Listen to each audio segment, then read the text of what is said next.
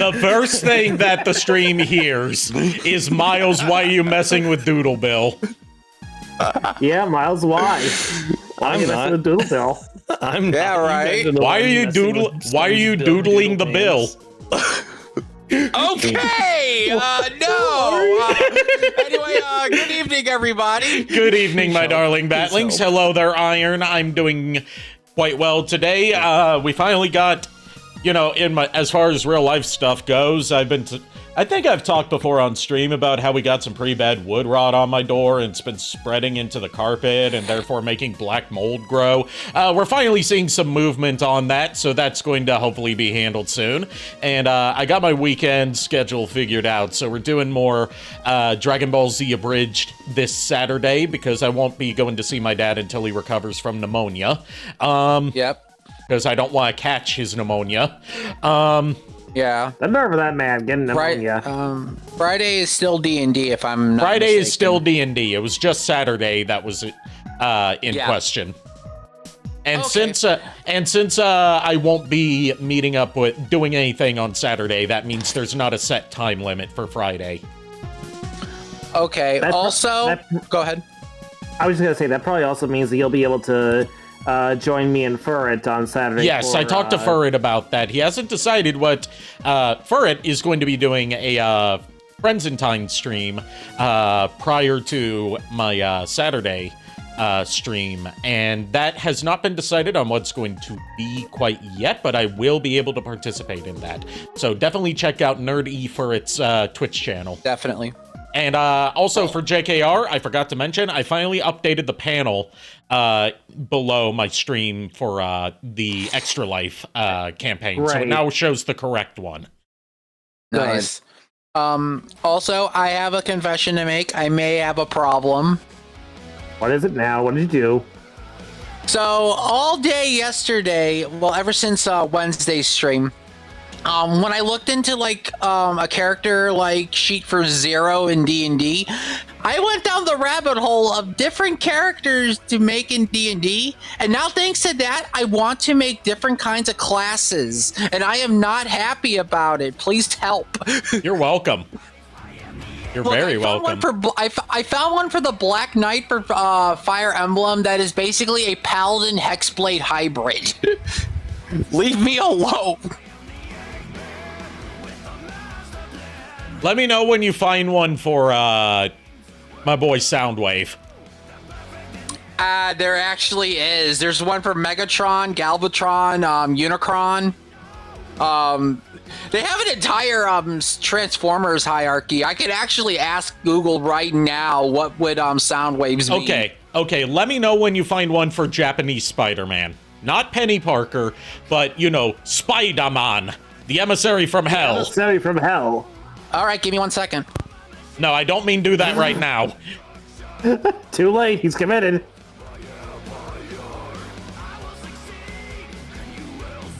You will see, with my machines, there is no retreat.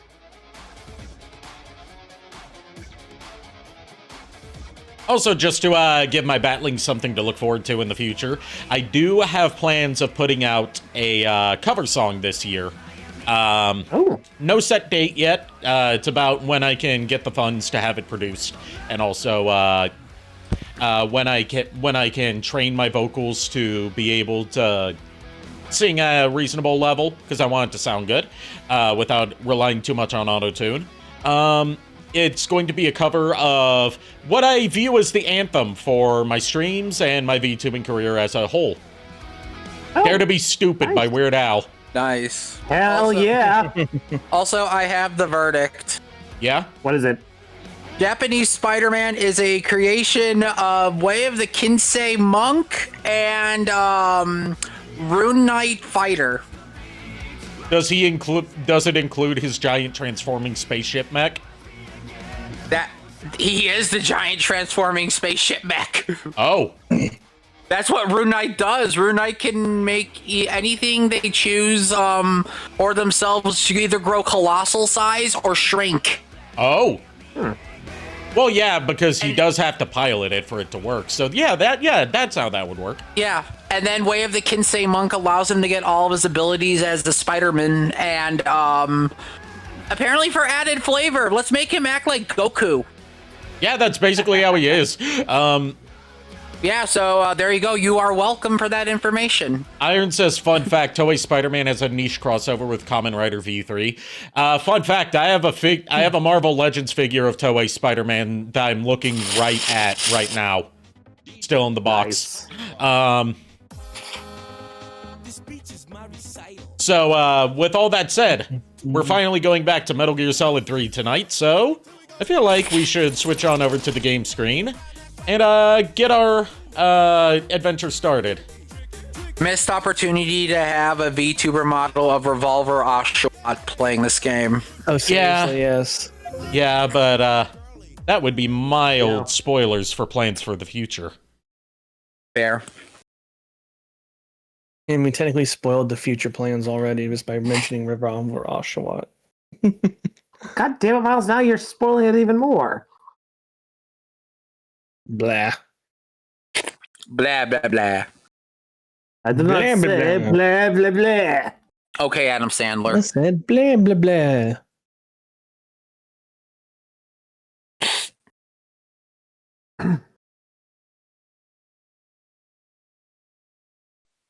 I just realized I don't know if I turned the volume back down or not. Well, we're about Yes, to, I we're did, about but I find need out. to turn it down a little bit more. Blah, blah, blah.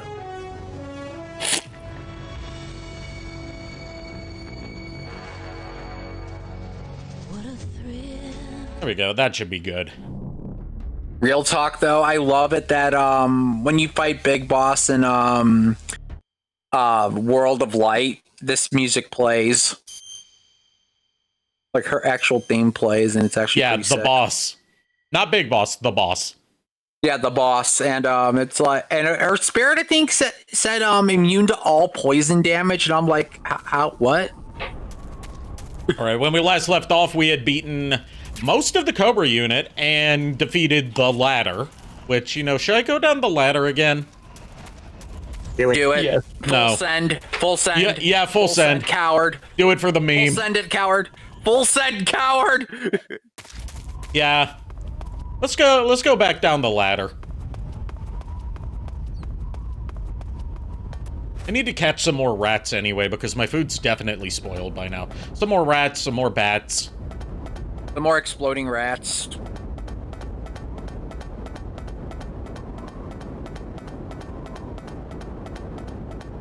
Hashtag requisition. Look at how far we have to go. And this time we have no vocal theme to accompany us. Not just the requisition, it's the Spanish requisition. And the bubonic plague. Yep. I still love the fact that that's a sub that became a subplot. I'm not sorry for that.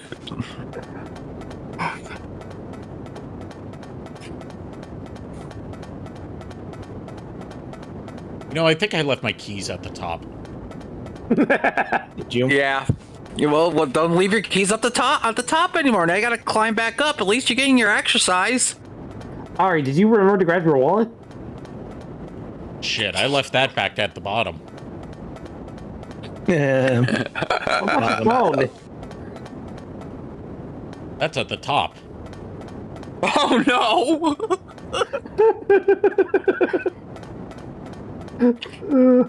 You also left your F-150 at the bottom, I think, too. A Ford F-150 wouldn't be good for the jungle. Besides, I don't drive a Ford. I drive a Toyota. Yeah. You drive a toy. I drive a Toyota. Yeah. I know. I come from a Toyota family, except for my dad tends to drive whatever the hell his work gives him. Yeah, my family drives a Toyota. Lulu wants to get a Toyota. You see, my family, we drive more European-made vehicles such as Saab and Volvo. The less I know about your Volvo, the better. Okay? Wow! Wow! I'm sorry, motherfucker. What? Volvo. It's a joke on how that sounds vaguely like vulva. Velveeta. I know it was a joke, but I'm just like, Shotgun's under the bar, JKR. Have at it. yep. There, I just had to shoot a rat, so I have some rat meat to eat. I had to throw out a lot of my food because it was spoiled. Thanks, Niko. Alright. Alright. Now we're gonna need to, now that the meme has been played out, has been achieved, let's switch out our camo. Because, you know, the need... But jungle camo's not gonna do good in the mountains. Nah, no, it's not. Not with that attitude. We got tiger stripe could work here. Or the chocolate chip camo works the best in this area. Unless we use spider, but we're not gonna use spider because that drains your stamina real fast.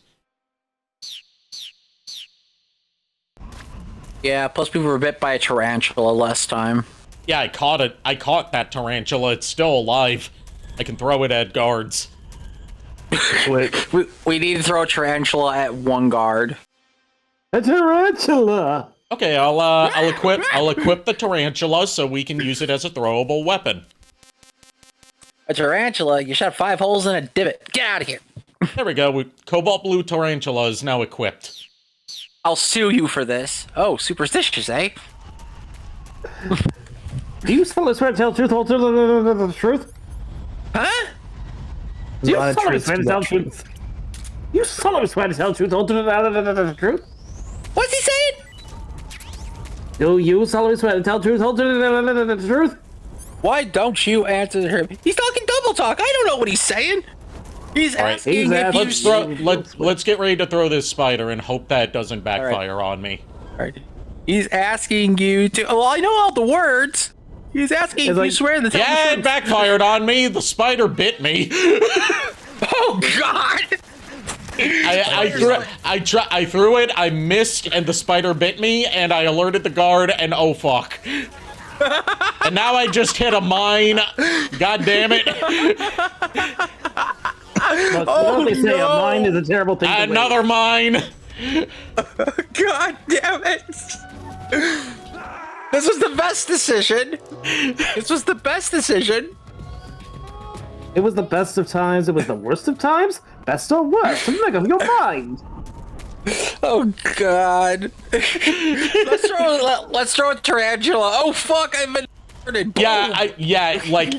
It hit the ground right in front of me. So it landed right in front of me and then bit me, and then the guard saw me. That needs to be clipped. I'm sorry. Someone please clip that. JKR, get on it. Yeah, I'll get it. Oh, and you still need to clip those moments from the X4 stream. Oh, yes, I will do that probably tomorrow. Okay. Oh, no. Oh, okay, God. I also have to re-equip my camo. Fuck. We will throw Spider. Spider says no, fuck you. Spider can burn. Yes. I hate these spiders. I don't blame you. I don't blame you Question, either. what is your question? What is your thoughts on Joltik though? I accept Joltik. Good. Joltik is good. Joltik is the only good spooter. What about I accept what about Spider-Man? Yes. Oh, and Spider-Man we got a scorpion here too. No more tarantulas, just scorpions. Don't let it sting you. It's okay, I shot it. I caught the scorpion so I can eat it later. Oh, and we're about to do something that the game, like, low-key, accounts for you doing, because this is a Kojima game. We've got some vultures around here. Oh. We got some guards around here. I'm gonna kill this guard.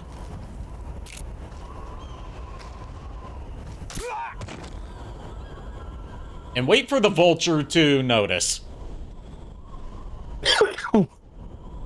Also, remember, you still need to non-lethal kill all the bosses to get your lamp. Yeah, it's the bosses that I have to non-lethal kill. But random guards are fair game. Free game. Free game. Oh, God. Alright, now we just wait for a vulture to notice the fresh meat on display. The vulture shall feast. Yes. It'll take a bit. But we got time. You underestimate my patience for a bit. There's the vulture coming down to feast on the dead soldier. Now we take the vulture. Yes, we do. Feast. The vulture! So, the vulture has now consumed bits of the corpse of that soldier. And we shoot the vulture.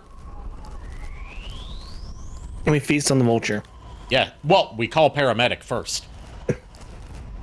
Okay, so I clipped the I got the clip. Unfortunately, I can't put it in the stream chat because my VPN is being bullshit. I don't usually expect people to put their clips in the stream chat. You just share it in the Discord.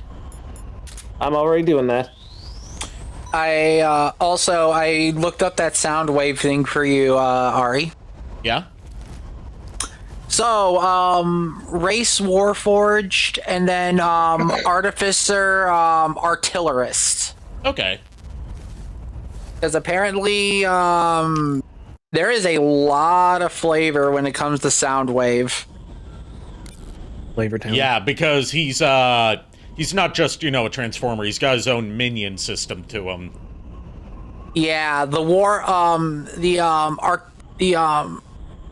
it's a subclass for Artificer that basically grants him like his own minions and infusions to mimic all of his weaponry. Iron says, at least when you tried to yeet the spider, it didn't hit anything radioactive. Last thing you want is a guard becoming Spider-Man. Yeah, God. Spider guards would be a horrible thing to deal with. Snake, Just as bad as the Power Ranger, that means army. The oxygen concentration in the air is lower than normal. When there's less oxygen in the air... Look, at least it doesn't become the RE1 tarantulas. I do not want those. Fuck no. I hate anything that's a spider. Except spider. I don't special.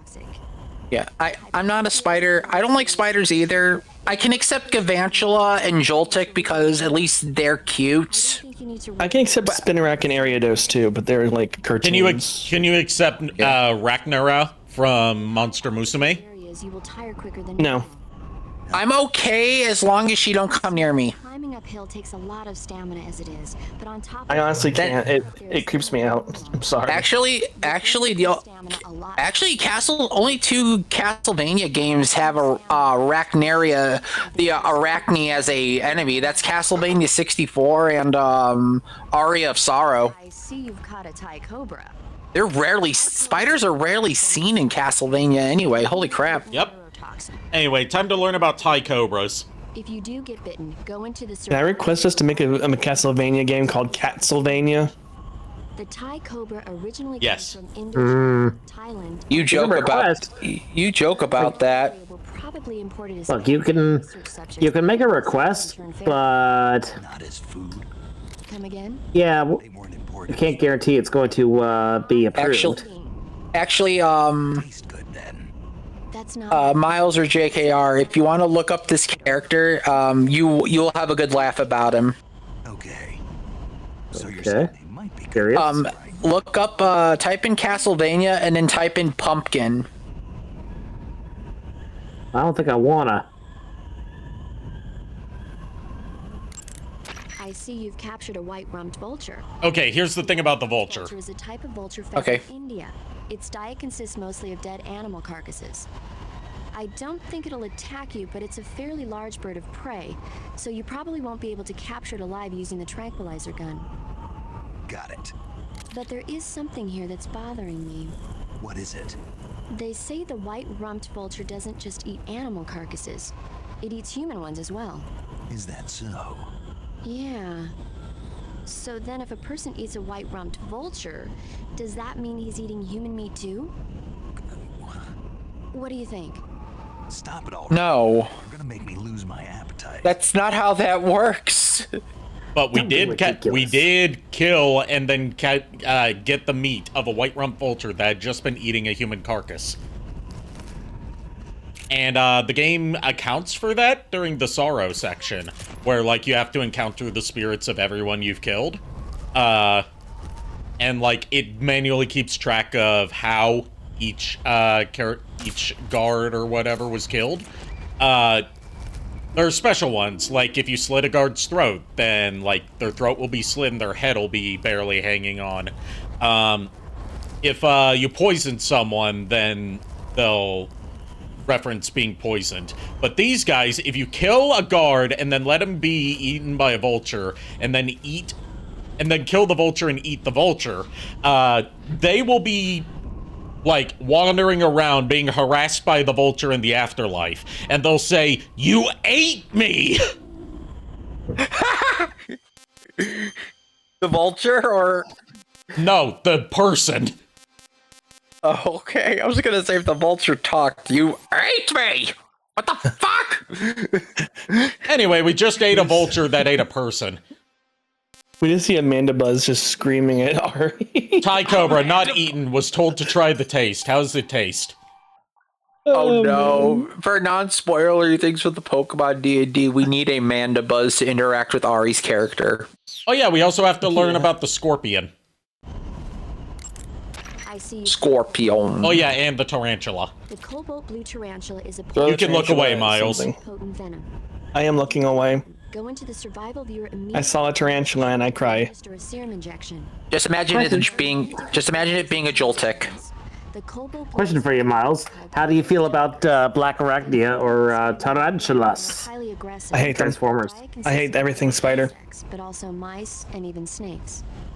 Interesting. I'm sorry. I just don't like spiders at all. He has arachnophobia. Don't tease him Yeah. about it. Yeah. I wasn't trying to tease him. I was like legit curious if that was. Yeah. Like, He's also there was not. exception there. He also wasn't a big Beast Wars kid. Why would it be obvious? I watched a little Beast Wars. I was the Beast Wars kid. Spider, and there's not much to it. I get you. I was legit curious. Look, I'm sorry. No, you're It's fine. okay. Miles, You're good. Miles, look. As when I first played Resident Evil 1, when I fought the giant tarantula boss there, I wasted all my It's about 35 feet wide. Magnum rounds just to prove a point. Small and when it's big. I Size changes from saw a just like, movie you know. It happens all the time. when I was young. I don't know what it was. I was at Disney World in like a hotel room. My dad turned it on, and it was this old black and white movie that had a spider that was inside of a castle, grabbing people in its webs and cocooning them, and that's how my whole fear started. Oh, jeez. See, I don't blame blame. your dad for that. I don't blame you. I think I know the exact movie you watched, and I think that's what triggered me as well. I mean, I'm a little bit better about my arachnophobia, but look, I respect the spider. Like, you stay on the ceiling, you're fine. If you leave the ceiling, go onto the wall or the floor, you're dead. Yeah, that's how I am. Sorry. See, I can. This is what makes me laugh. You know how daddy longlegs are supposedly the most venomous Yeah. spider, Yeah, but Yeah. they can't do anything to us because they're so tiny and they can't bite. yeah. Yeah. Yeah. I can accept them. I don't know why, but I can accept them. Because Because they they eat other bad insects. because they put Well, yeah. because they can't physically harm you. Yes. I have befriended them. They're all over my branch at work. Scorpion is said to be the largest Hi, Lulu. Hi, Lulu. Its venom is a potent neurotoxin. Hi, honey. Don't get stung. If you do get stung, go into It's not a Why chicken. do we It's a need a scorpion. popsicle? to inject yourself with serum. Oh, right God. Way worse. Okay. Lulu, apparently, We're about to- said, I'm afraid. go ahead. Snake was just straight up like, "How's the scorpion taste?" Ways to use it besides eating. Oh boy. Like I was gonna tell you, Lulu, first, like, Lulu's not allowed to, play as Vixie anymore. We need to get a real life fox to actually voice you. That was his words, not mine. He was joking, by the way. Yeah, because JKR was making a stink pre-stream about how animal characters should be voiced by real animals instead of people making animal noises. Because I was being stupid. I was making a dumb joke, and apparently Fert decided to take it seriously. Yes, because you were trying to sound serious about it as part of the joke. Yeah. So, you want me to go making Vixie? Really? No. You need to catch a real fox, and have the fox voice Vixie instead of you. Who's that? Yeah, good luck with that. Yeah, right. Look. If Sonic and Amy are not real hedgehogs that sound like real hedgehogs, I'm not going to go see the movie. 0 out of 10. The movie's not realistic. Oh my god, you guys are just. It was a dumb joke. I admit it. It was I a know. stupid joke. It's okay. It was a dumb joke. I understand. But seriously, though, having fox as a pet is not always a good idea anyway. Yeah. Even if they are cute and everything, but no. Yeah, in 5th grade, though, when I went to the Humane Society, I actually got to sit in a cage with a fox and got the pet. You know, why always you get the lucky pet a fucking fox, you... Because I was the only one who signed up for that. Nobody wanted to pet the fox. And it was a baby red fox, too. And I was like, you know what, I'll do it. Red Fox? How did you manage to get a chance to meet Red Fox when he was a baby? Or it could have been Fox McCloud, or it could have been Tails. I was going to say like if he wants to pet a fox now, I mean Lulu's a pretty foxy lady, even though she's a dog. I mean, it could have been the fox from Zootopia. You mean Nick? Nick Wilde. Yeah. Or it could have been Swiper. Or too bad it was a Ninetales or Vulpix. If it was a blue fox, it would have been Crystal. I was gonna say, If it was a blue, uncomfortably sexy fox, it would have been Crystal. Yes. I would be very scared. All right. Well, you all have a good time. I'm just checking in on you. You better not bully Nico, or else there'll be serious consequences. We don't bully I Nico. don't bully Nico. They always we don't bully me. We do not. Don't. No, we don't. If anything, we always bully Miles. Yeah, Miles is the one. I have some news, by the way. Yeah. News. What news? There has been the obvious out of 6 Nico. leaks today alone from competent people in the Pokemon community that there is going to be a Fire Red and Leaf Green release on the Switch 2. Okay. Yeah, I knew that was going to be a thing. If the fat Pikachu Chonky Chew plush was a hint at anything. Well, Also, Riddler hi, is the one Shadow that Dragon. released it. Hi, Shadow. Hey, Shadow Dragon. So now we'll have Fire Red and Leaf Green, which I remember playing Fire Red and Leaf Green with Ari back in the day. Yeah, we would. That was like the only game that supported the wireless link cable thing. So which Back when Pokemon was actually good. Yes. So here's the question: which one of you had green? Which one of you had red? I had green. He had red. Okay, so Miles got the better version, like me. Good. Yes. I love red. The only reason I had green is because it was given to, like, my mom bought it for me as a surprise, not because I specifically chose that version, and I don't mind that. But it was more so about, like, once Deoxys came out, you know, like each version had its own Deoxys form, which meant I was stuck with the defense form. Yeah. Yeah. The one thing I remember when I played Fire Red and I actually finished the Sevi Islands, there is one thing I was not that I felt very scared of, and that was the whole little girl. You have to say the little girl from the fucking Hypno thing. And that thing, yeah, and here's the thing. That Hypno wiped my team out. My team of level 70s. I'm like, I'm sorry, sir? 70s nuts. I'm like, how the hell are all of you guys fucking missing? And then all of a sudden, I just get fucking headbutted to death, and I'm like, okay. Iron says, how are they going to make Fire Red Leaf Green exclusive to Switch 2? Though, I mean, it's not about, like, whether it can run it or not, because, like, the GameCube emulator that they're using for the GameCube games on Switch 2 is the same one that was in Mario 3D All-Stars for both GameCube and Wii games. So, like, that can run... The GameCube games can natively run on Switch 1 just as good as they do on Switch 2. It's just about, like, making the executable for it only run on Switch 2 hardware. That's how you make it exclusive in that case. Yep. Yeah, and since the Game Boy Advance online is there, they might just make their own section for Switch 2 to where I wouldn't be surprised. Games. Like how they have a separate section for M-rated N64 games. I wouldn't be surprised if they had a separate section for just Pokemon games. Now, if only we can get Conker's Bad Fur Day and DK64. Yeah, as far as the M-rated N64 games go, Conker's a really, like, the one that, you know, has to be on there, but they're, like, seemingly dragging their feet on. Yeah. Partly because Nintendo... I mean, part of it's because Nintendo doesn't like to acknowledge that they kinda worked on that game. Like, they didn't publish it for Rare. Rare had to self-publish it, and they were like, look, Rare, you're on your own with this one, because this goes against our family-friendly image. But, like... Yeah, but to be fair with Rare, with Nintendo and Rare or whatever, Nintendo let Rare get away with a lot of things that they really shouldn't have gotten away with. Yeah.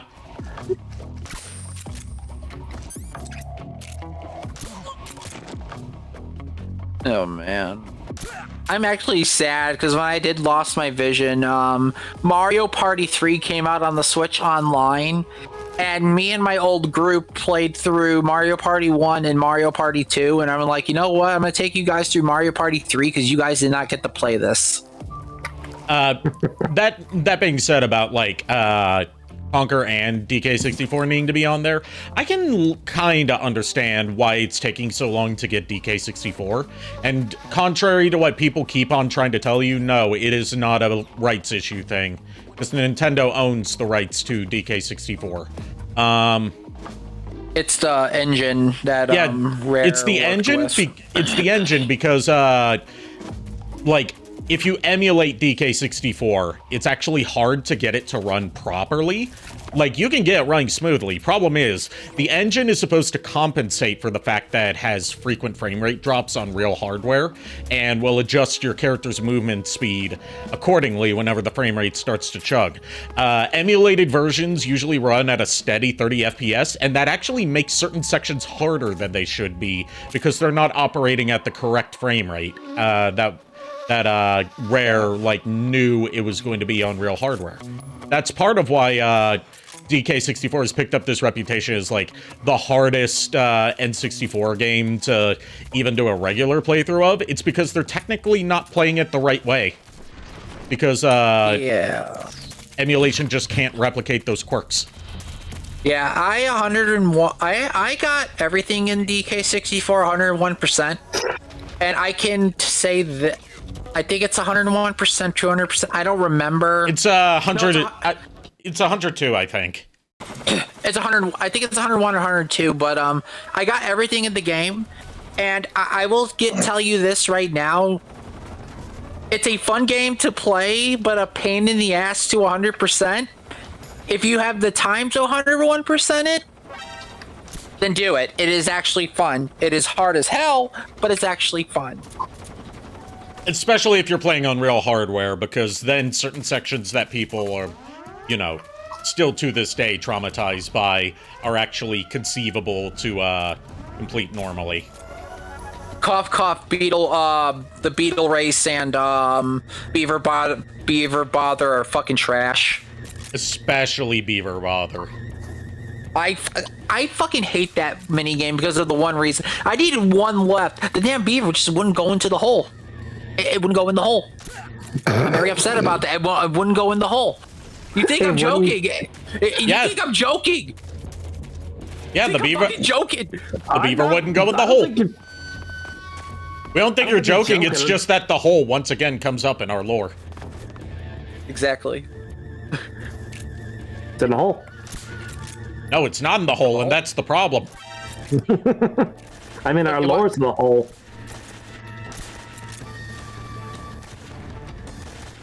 I think there's just most of us in general.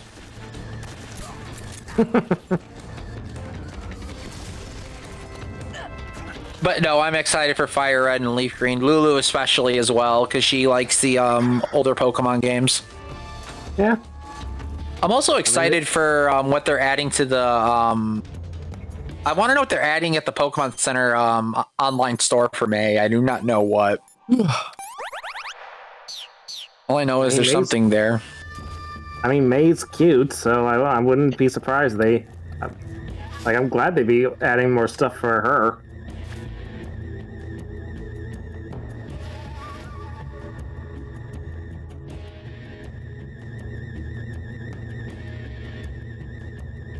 Why the fuck does that look like it's just a lounge chair?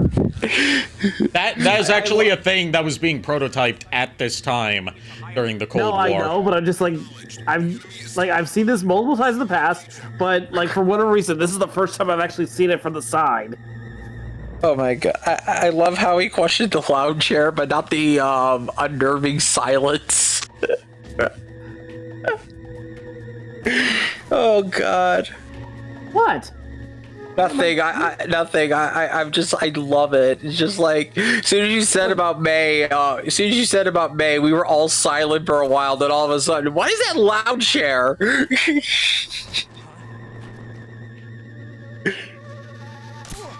What's wrong? Like seriously though, Nico, you're asking about May, and I'm just thinking like you're talking about May. And I'm just like, yeah. I'm talking about the month of May, but okay.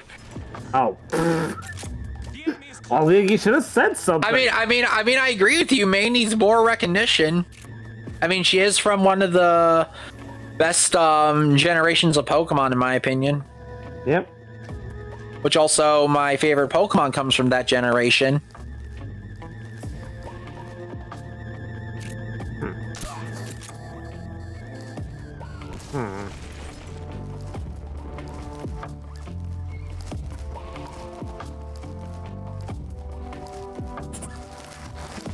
Everybody ignore all the unconscious bodies and exploded remains.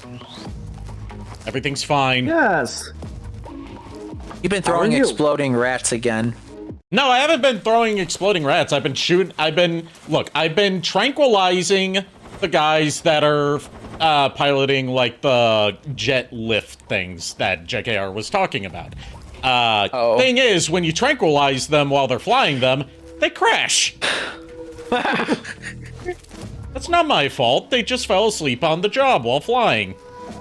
I blame our schools. I blame our schools. Like, how dare they fall asleep on the job? Oh god. They should really be written up for that shit. Oh, Miles. So I was watching Chugga Conroy's recent Let's Play of Soul Silver. Guess what shiny he found outside of Etrex City unintentionally? What?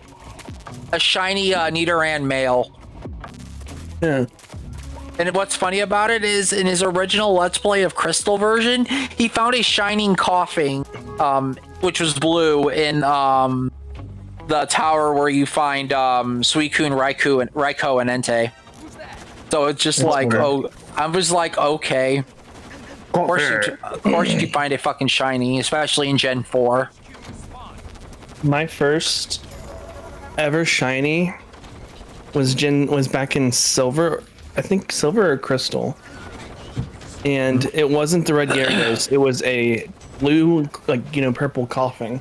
Not coughing, Ghastly. Ooh, nice. I think my first shiny was... it was the, Gen 3, Fire Red, Leaf Green. I actually did get a black Charizard. Oh, wow. Like, I got lucky off of it. Like, I picked Charmander and noticed it was a shiny. As soon as I evolved that to Charizard, I'm like, this is a sick shiny. This is mine now. Yeah, it's a good one. Black Charizard with red eyes. Let's go. Red Eyes, Black Dragon. Red Eyes, Black Zard. Yep, Red Eyes, Black Zard. Praise the Zard. You know that they changed his shiny back in that generation? Oh. Yeah, they changed a few things. In Gen 2 it almost was purple. Oh.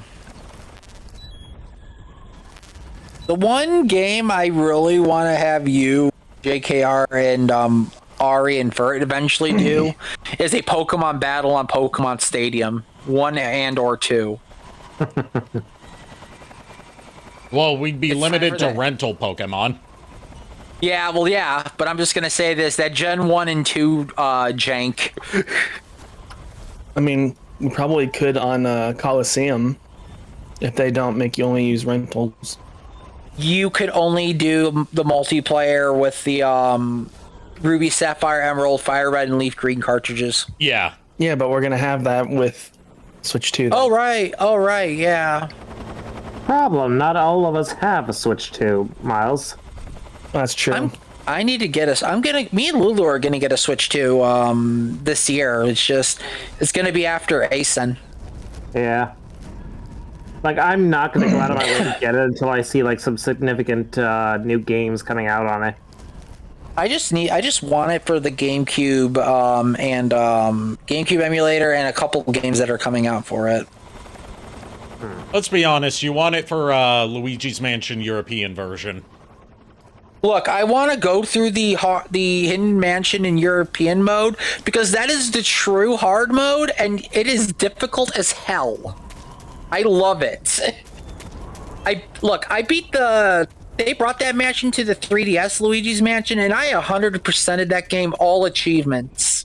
Every frame, I got every treasure, and I'm going to tell you this right now, if you do not like rolling rat RNG, you're not going to like 100%ing Luigi's Mansion. Cutscene time. Yay. Movie. Movie night. I've been thinking about having a movie night in the server sometime. We should really do that. Oh, Art. more Mommy Eva. Those are a lot of scars. Yeah. The sexy jazz music. Well, that Yep. was quick.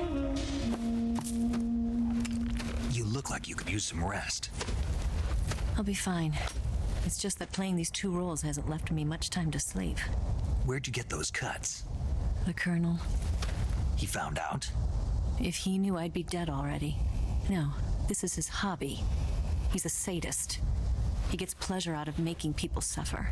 He's scum.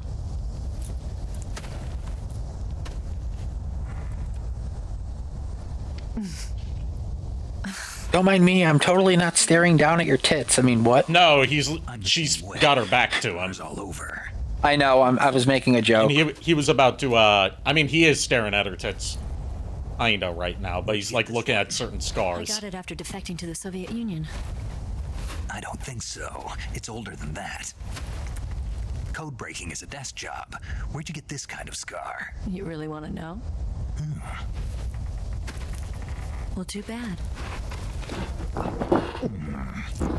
A girl's got to have some secrets, you know. But enough about that. Whatever, Ariel. The Phase 2 trial of the Shagalhot is about to start.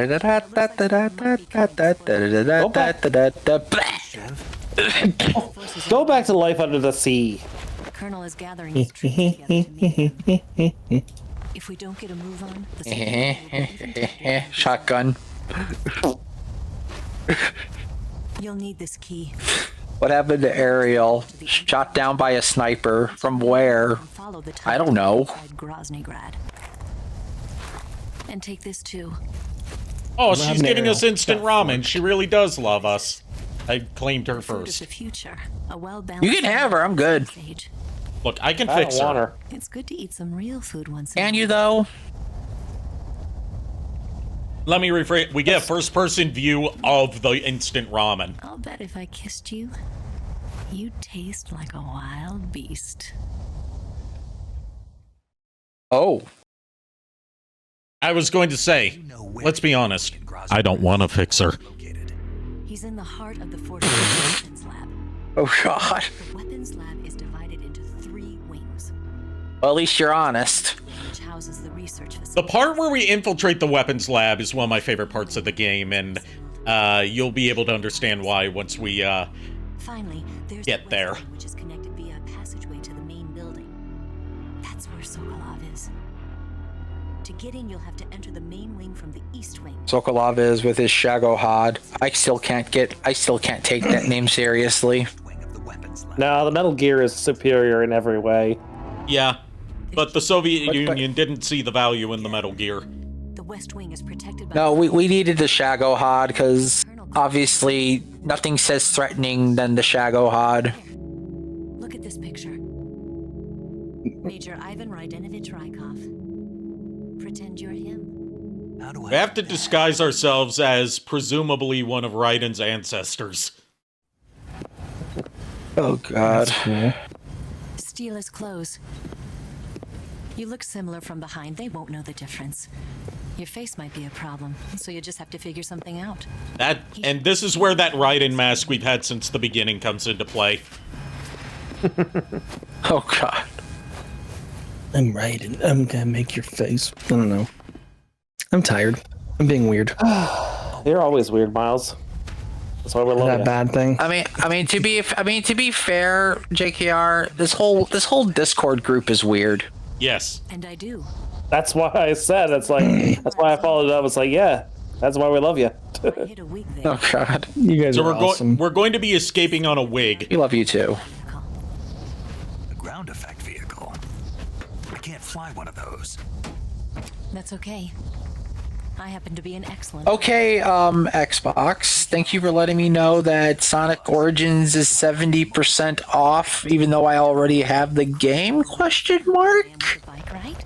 Apparently you don't play it enough. Even though I got almost all the achievements in the game except for one.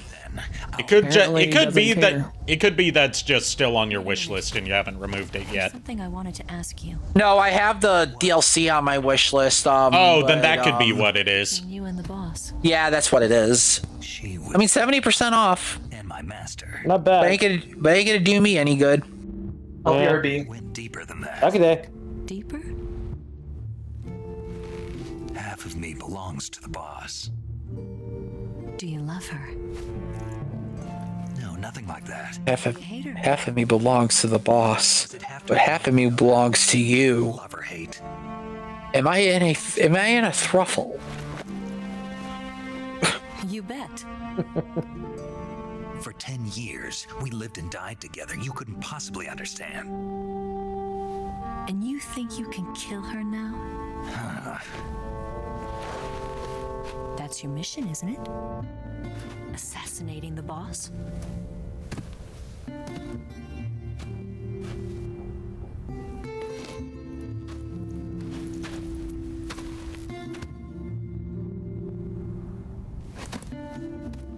Snake? Is there anyone You good? Someone's been... Yeah, I'm just tired. I don't blame you. Yeah, it's just like, I don't know why. It's just like, today was just like, aside from class, today was just, not a really good day. She was Also, I think I know why a lot of us are getting sick as well. How do you feel about And that is? The fluctuation of the weather. Right now, it's like in the 40s or whatever, and it's going to now drop back down to like... the mission? It's Like been in teens. like the 60s here. Even with you. Well, yeah, but I'm saying like in Illinois, it's been like Midwest. Yeah. It's been like 40s to 26. 4D's Sweet. nuts? Snake? I don't know. Are you 4D's nuts or not? I don't know. Is Niko 4D's nuts? No. Don't dodge the question. No. I was asking. Okay. Let me ask you a question with another question. Cashews, What's wrong? walnuts, pistachios. Tell me, buddy, which nuts? Which nuts? Like, I don't care for pistachios. I don't either, to be fair with you. Walnuts or cashews for me. Ants, walnuts, straight out. I don't care for cashews either. They just don't taste good to me. Cashews are good to me as long as they're like either honey roasted or salted. What about you? I've got to hurry. No salt. Are you going to be okay? Cooler with salt. Not sure. They're not stupid, and they know there's a spy. There's no way you could have gotten this far all by yourself. Oh, right. I was gonna say there has been more stuff about vision restoration lately. Oh, cool. Oh? So apparently, well, there's obviously a microchip thing or whatever for the brain part to bypass like actual eyes getting vision. Yeah. Some guy tried this out back in late 2025 into 2026.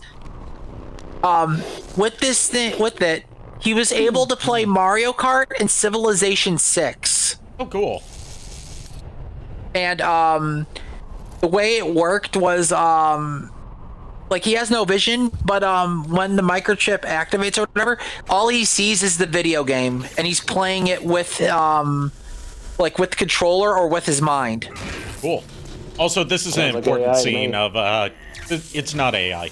This is an important scene right here of Volgin beating up a drum that is now bleeding.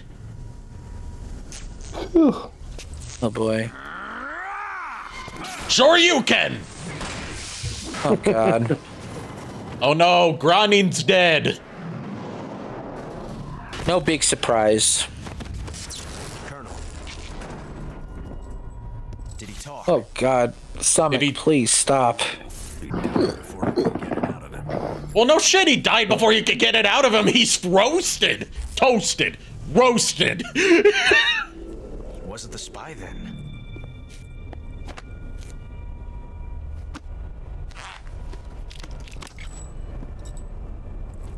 Shoes that Tatiana gave him had a tracker in them. Scusi. Excuse me, Papa Boopy.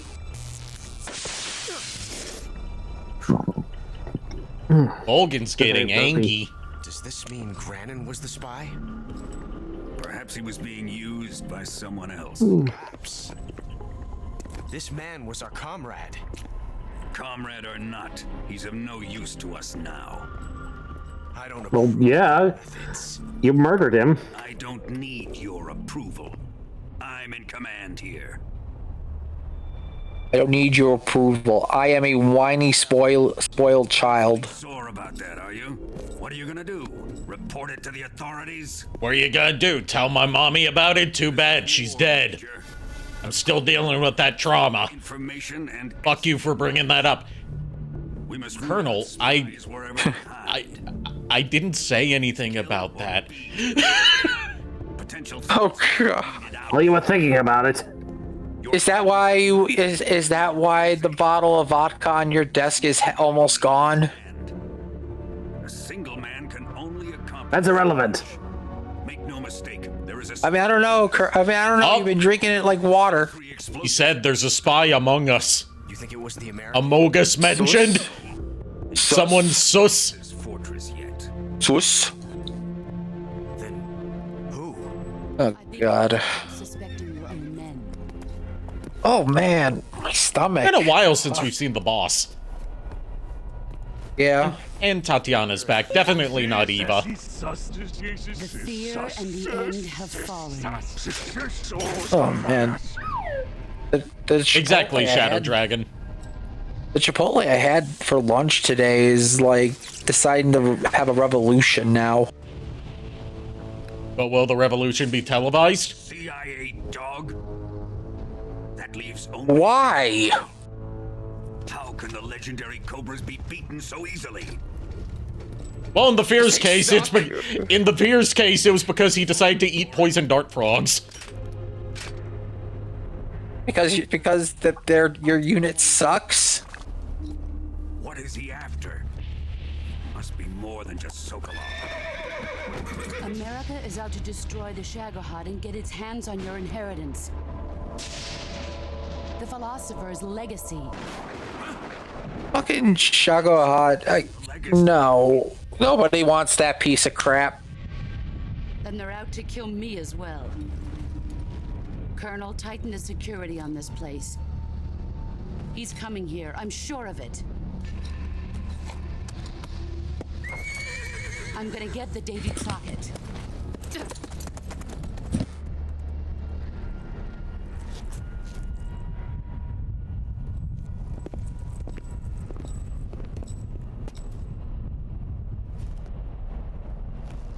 Oh boy, Ocelot Sniffer again. Oh god.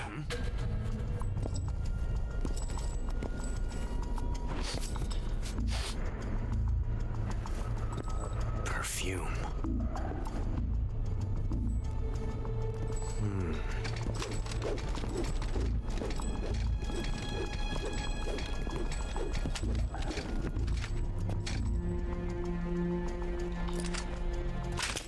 What, are you gonna grab her boob now, too, to compare the texture? Let's compare sizes. Nice boots. First time chatter. Make sure you First time chatter. properly. John Metal Gear chatter? Solid 3 Snake Eater is truly one of the best Metal Gear characters Kojame Hameha has written for real. Oh god. Kojama.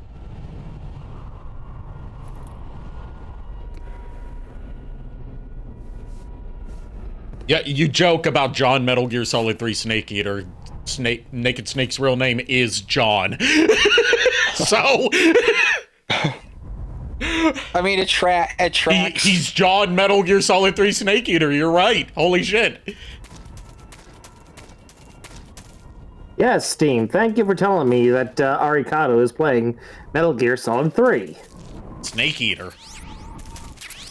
Yep. Even though we are throwing tarantulas. And missing those throws, so I'm not going to be trying that again. Tarantulas are food, not weapons.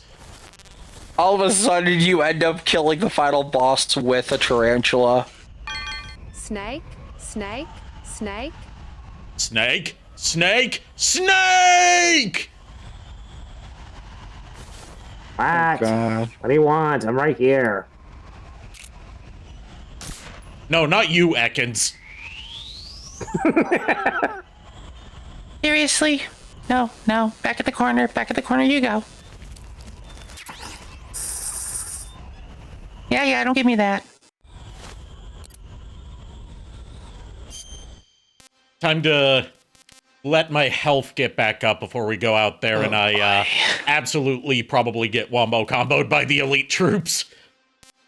Look, nothing's gonna top what happened with the tarantula. That was poetry. It was like poetry. It rhymes. Oh no. Throws spider, gets bit by spider, explosions and alerts. Yes. Then jumping off of ladder. It's like George Lucas once famously said, it's like poetry. They rhyme. When he was talking about the cinemagic masterpiece that was Star Wars Episode 1: The Phantom Menace. Oh God. You know, I gotta say this, and you know I'll probably get some hate for this, but I don't give a shit.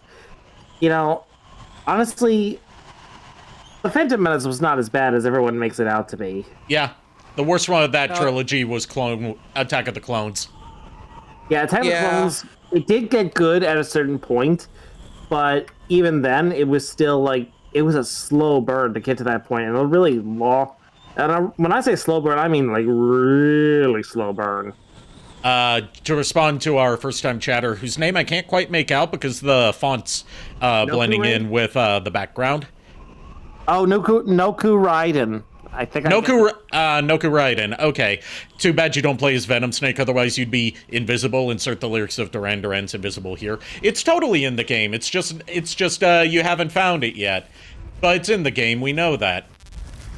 Just like the third act of the game where we get to see the true ending is totally in the game, and it's going to trigger once all the nukes on the server have been dismantled. I was gonna say though, Phantom Menace, like, it's not bad. I will say that. Attack of the Clones is definitely worse. I will say this though, is just in my opinion, the last like 7, 8, and 9 is just no. I'm sorry. Yes. Yeah, the sequel trilogy just isn't good. I'm sorry. Like the first sequel trilogy set up some good ideas. Problem is, J.J. Abrams' approach to filmmaking when it comes to like telling a sequential story and building a mystery is that he comes up with like ideas, but he doesn't have ideas for where those are going to lead. He's just like, we'll figure it out when we get there. From what I've heard, it was like J.J. Abrams at least had something of an idea, but then of course Ryan Johnson threw that idea out. Yeah, because they decided instead of having like someone in charge to make sure this all plays out properly, they just let... the plan was 3 different directors tell 3 completely different stories that are somehow all supposed to tie together. I was gonna... Yeah. The only thing I had a problem... Well, there was a lot I had a problem with, but my main one... bringing back a certain Sith. But here's the thing. Oh, you can say it. Somehow Palpatine returned. Yeah, I was gonna say... Star Wars has a lot of things you can make new lore or expand on. Like the MMO as well as like some of the novels are a good example. And if they went with something like a new threat aside from the New Order or with Palpatine or whatever, then I think it would have done a lot better. Finally, someone who knows what they talk about when it comes to Star Wars. So many just scream "ew, woke." Yeah, I'm very much against those whole grifter types that are like, trying to just farm outrage. Like, I've taken film studies classes, and even just like, obviously someone who hasn't been in the film industry, but someone who understands the basics of trying to manage a project like this is like, you want to have a figurehead in charge to, like, make sure everything flows coherently. You don't just, like, the plan was 3 different directors without them communicating to each other. Just hope for the best. That was going to fail from the start. Yeah. Yeah. Plus, to me, episode 6 was the true definitive end. Yeah, I don't, obviously, there's people that are going to want more Star Wars ad infinitum. I'm like, with the benefit of knowing how the sequel trilogy played out, I'm like, we didn't really need a 7, 8, and 9. Especially if it was just going to retread old ground. Personally, I would have liked to see like more like TV shows and everything that took, that basically told the story of what happened after. Like just like it would have been like, hey, this is just something we can do for fun. You don't have to watch it. It's just, hey, it's here. I don't know. I'm just. In my opinion, sorry, go ahead. No, it's okay. I'm not even sure where I'm going to go with this whole rant, but it's just like, yeah, go ahead. I was going to say, one theory with it is, like, he thought, like, I think they wanted to do, like, 12 of them because of the whole Flash Gordon serial thing, but in my opinion, it's like, the prequels, were okay. I don't mind them. The 4, 5, and 6, which was A New Hope, Empire, and Jedi. Those 3, Jedi is to me is like I said, is in my opinion where the story ended, because Star Wars altogether was the story of Anakin and his kids are a part of that story. Yeah. And when Anakin died, that was it. That was the end. Yeah, the problem is they tried to... Like, once we got to the sequel trilogy, it's that they really tried to make it so it's just an eternal battle between the Skywalkers and Palpatine in the end. Yeah. Basically boiling it down to only... like, one family and one Sith Lord really matters in this whole vast galaxy. What they could have done, if you hear me out. After 6, if they wanted to really do something, show them like sort of like reviving the Jedi Order rather than just focusing on like one family, because then you could have a build up to different characters aside from the Skywalkers, and you would have a more broader range of building into lore. Yeah. We could, speculate about, better timeline where everything was planned out and it wasn't just, oh, let's try to cash in on nostalgia. Thank you for the follow. Hope you like it here. Thanks for the follow. Yeah, we could, speculate about what could have been forever, but yeah, at this point, I think it's healthier just to move on. Hey, Chuck. Yeah, hey, Chuck. I think so too. Heyo, Chuck. Like my whole thing is I like the stuff that in the Disney era I do like some things, like say the shows and everything. Those are fine. Not all of them are great, but a good majority of them are. Movies, yeah. Yeah. Anyway, back, by the way. Welcome back. And we're about to encounter our... But got dragged in. I was just... Miles, sorry. Say your thing. Well, two things. One, I accidentally shot myself with my medicine too close to my knee. Has anyone ever done that before? Why would you put it anywhere near your knee? You're supposed to put it in your thigh. Well, I was over my thigh, but it's like 3 inches from my knee. I didn't realize. You're not supposed to put it that low. I didn't notice it, okay? Okay, so instead of an arrow in the knee. So I think I'm okay, but I don't know.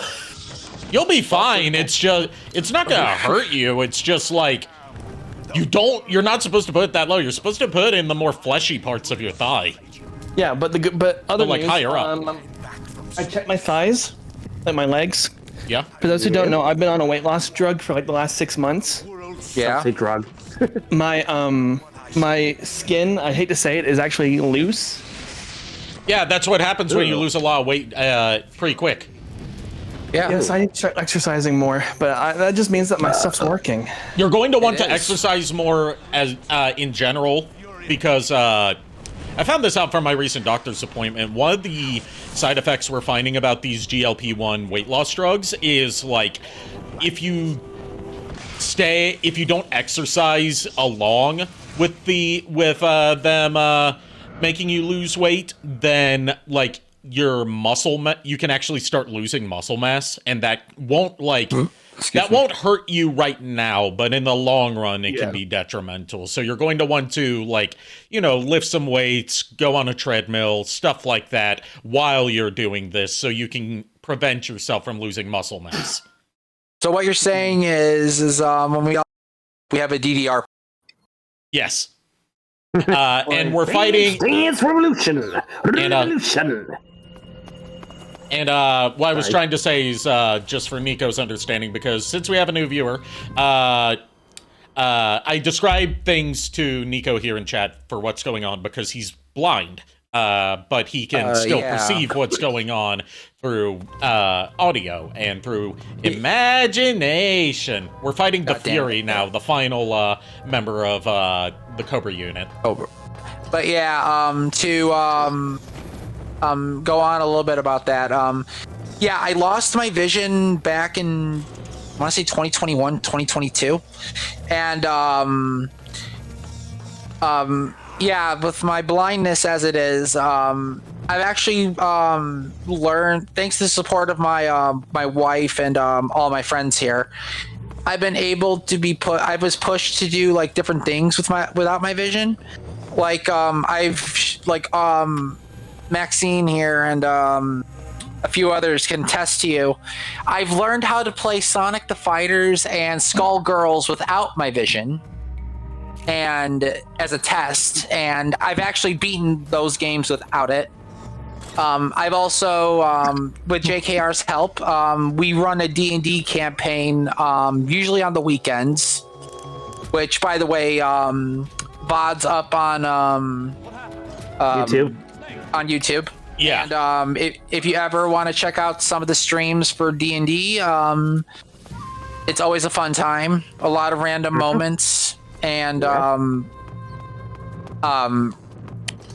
requisition inside joke. But no, but no, our Maxine here helps me participate in games that they play by describing to me what goes on in the game, and I usually can visualize it.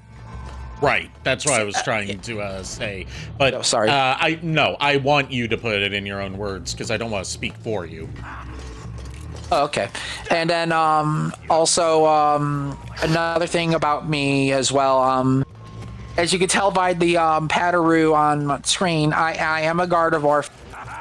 The world's most wholesome Gardevoir fan. The only one I've met who does not lewd her at all, and is in fact anti-lewding her.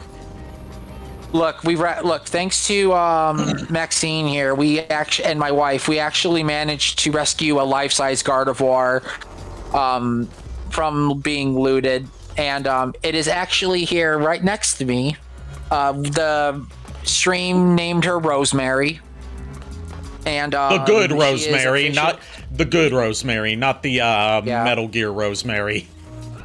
Yeah, so she is officially the stream Gardevoir of Castle Orlok. Which, by the way, Orlok, sorry. I just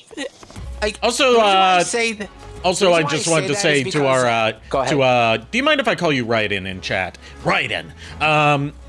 Thanks for the strategy. I'll have to put it into play.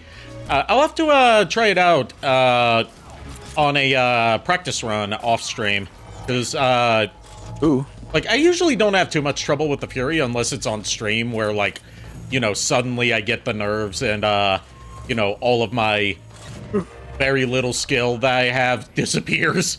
I believe what Let's Player was it that called it the Let's Play effect? The Let's Play's curse. Yeah. That was a lot of Let's Players. That's Chugga Conroy. Chugga Conroy, that's who I was thinking of. Yeah, Chugga Conroy and Josh Jepson were the top two that brought that into effect. But no, also the Discord that we're all in, you should definitely join. It's a fun time. Yep. A lot of cool people, a lot of chaos. And but if I may be so bold, we're also throughout this whole year raising money through Extra Life for Lurie Children's Hospital in Chicago. So if you want to toss a few bucks that way, it's much appreciated, but not required. Right. Yep, definitely. Because there's a lot of incentives, and especially with the D&D, donating, well, though it's not required, not only would you be helping out our cause, but you would basically be influencing some of the campaign by giving our players some stuff to do during downtime. Yep. I think about the VG Cats comic about Metal Gear Online, where the narrator says, and speaking of team damage, you are not the Fury. Oh my god, VG Cats. That is a name I have not heard in so long. That was my gaming webcomic of my like adolescent years. Like, for a lot of people, it was like either it was either Penny Arcade, or if you were, if you had shit taste, Control-Alt-Delete. For me, it was VG Cats. Oh, God. VG Cats.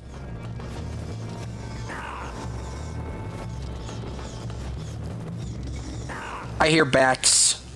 Yes, the bats are screeching because there's fire everywhere. I should explain the Fury to Niko. He's a cosmonaut. He's still in his suit, and he's got a jetpack and a flamethrower that is powered by rocket fuel. That sounds like fun and also very dangerous. Oh, great. PSA raised their prices again. How much? Hold on. I totally love to donate if I had online banking. Gonna have to do that one soon. Yep.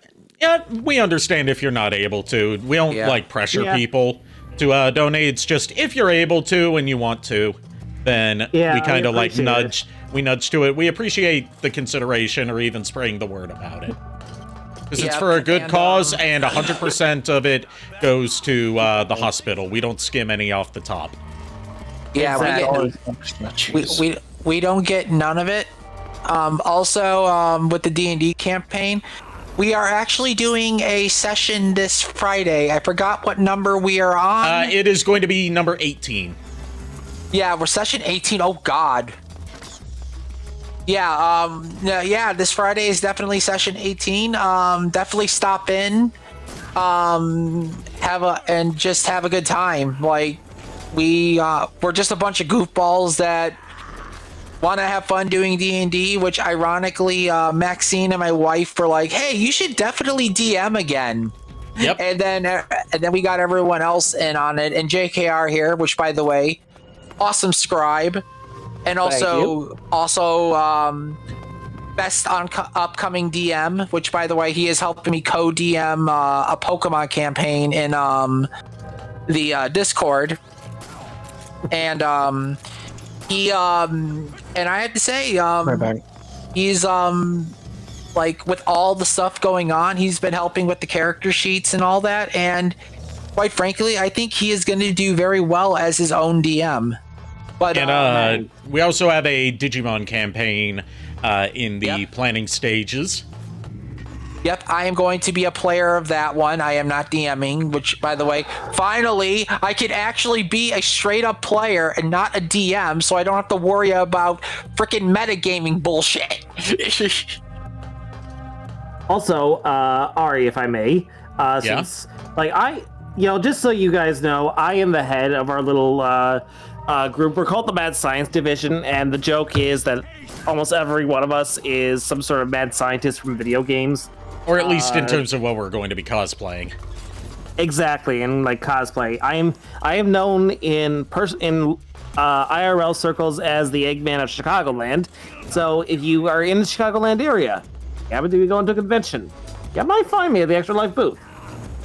So just a little tidbit there if you want to come say hi. Yep. I still haven't figured out which one I wanted to do. I was thinking about doing Professor Van Helsing from Bram Stoker. Okay. Anthony Hopkins' character, because he's technically a university teacher, but he's also kind of a scientist in a way, because he is studying about, like, he's studying the science blood. He's studying the science of vampires. Yes, not to mention the fact that he is, not to mention the fact that he is a bit of a lunatic. Yeah, I mean, it's Anthony Hopkins. Yeah, exactly.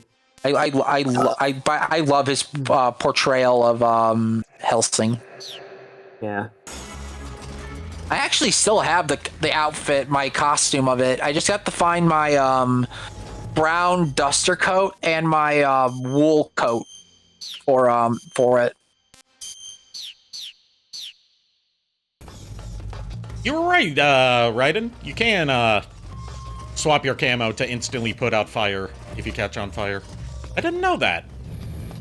Ooh, it's time. You're teaching me a lot of new strats. It's time for the cheese. Throw the cheese. Throws it straight up at Charizard.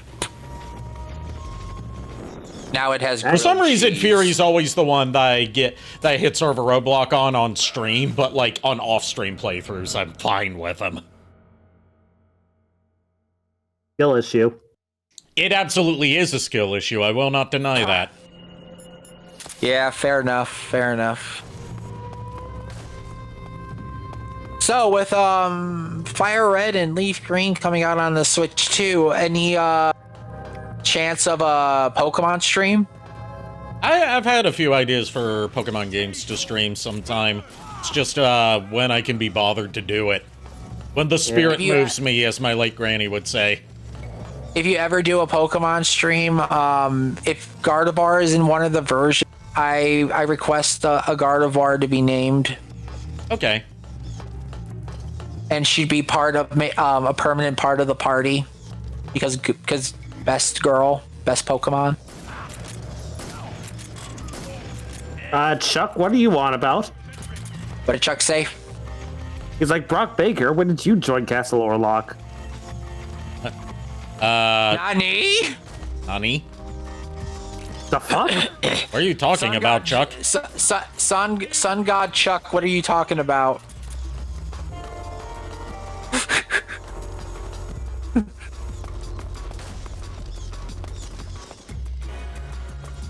I doubt that Brock Baker is in Castle Orlok, but if he is, like, hey, dude, I loved that old video of yours of like 100 impressions in 100 seconds. Personally, Yeah, I like his. I personally liked his whole Goofy wants his money. That one was good. Yeah, but 100 impressions in 100 seconds was my introduction to him, and I didn't know it was him until years later, because the channel name was different back then. Yeah.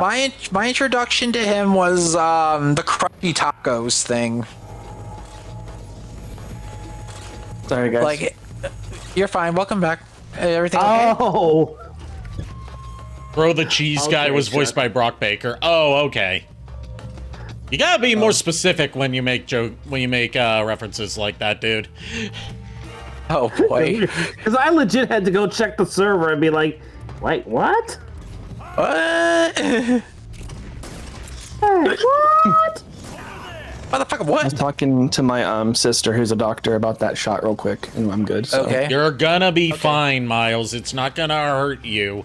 It's just I'm fine. You're supposed to put the shot into stupid. like the higher, more fleshy parts of your thigh, so that way it transmits through your body better, and also so it doesn't like hurt as much. Yeah, Sorry. well, I'm fine. I talked to my sister, though. Yeah, you'll be fine. That's what I'm trying to tell you. I know I'm fine. Look, Miles, you'll be fine. You'll just turn into a Charizard. I already am one mentally right now. But now you'll be one physically. You will learn to fly and breathe fire. And use polymorph. Oh no! Here we go, boys! Charizard uses polymorph on a Mewtwo, turns Mewtwo into whatever Charizard wants. There we go. Just had to eat more of my vulture that has eaten a person meat.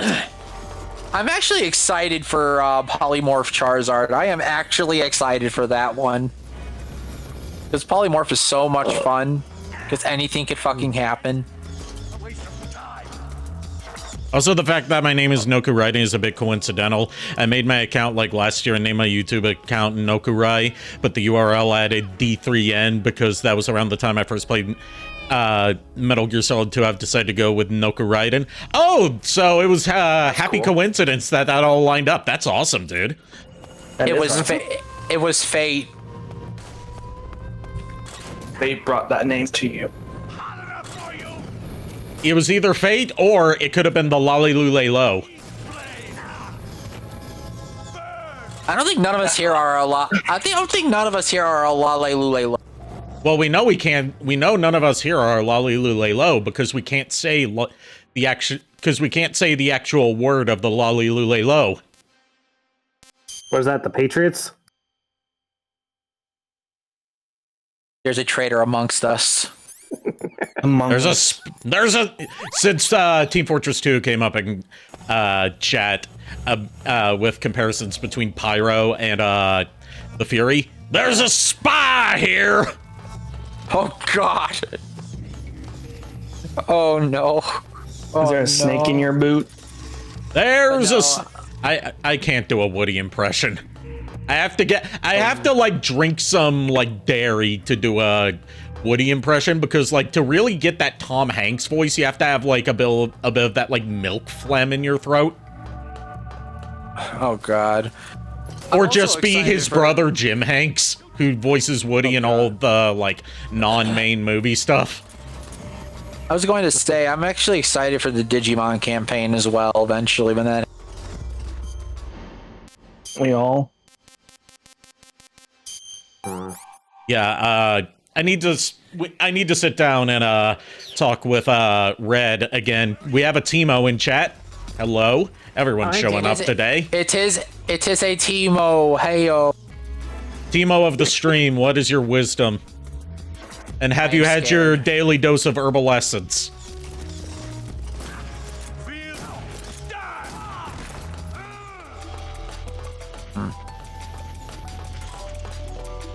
But no, definitely. But no, definitely, we should definitely do a movie night in the Discord eventually. Like, we could all take turns picking a movie.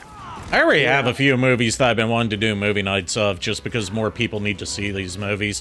One of them is same here. One of them is Psycho Gothic Lolita, which is like, what if No More Heroes met Kill Bill, but like with a Gothic Lolita dressed lady with a multi-use umbrella as her weapon.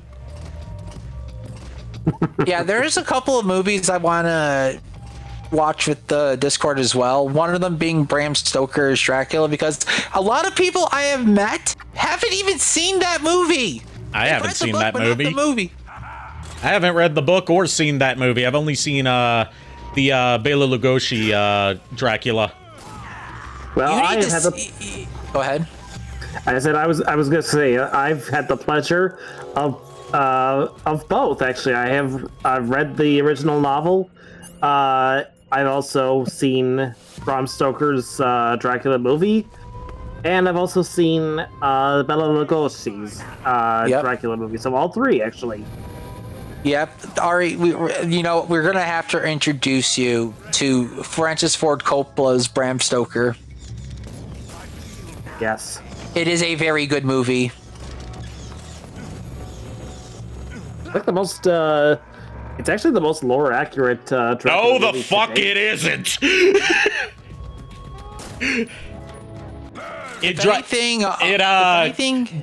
From the like analyses I've seen of comparing the movie Bram Stoker's Dracula to the novel Bram Stoker's Dracula, the movie, the Coppola movie, like, takes a lot of liberties with, like, really hammering in the comparisons between Dracula and Vlad the Impaler that were not there in the original novel. Yeah, but the one thing I have to say about that movie is that I loved the story of it, and it was also one of the few movies that actually deepened, got me into deepening the lore of my actual Gaia Online character, which I still use as a streaming character to this day. Noka Raiden says, is anyone here an Evangelion fan? I have not seen it yet, but it's been on my to-watch list for, like, over a decade now. I just never get around to watching it. I haven't watched it in a while. I've seen some episodes of it, never actually about to finish it. Okay, it's not my thing, but it's alright. Yeah, it's alright. I mean, like, I'm not too thrilled with it, but I do. It's a good watch from time to time.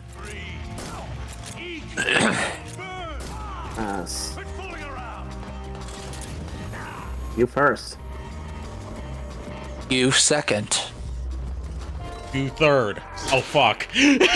Give me your best Ara girl voice, Niko and Ari, please. What was it? I couldn't Your hear best Ara girl voice, Niko and Ari, please. So basically, you just want my Gardevoir. All right. Yes, that is what she wants from you. You first. Well, I mean, what kind of girl are you looking for? You're looking for more like cutesy or more like mommy?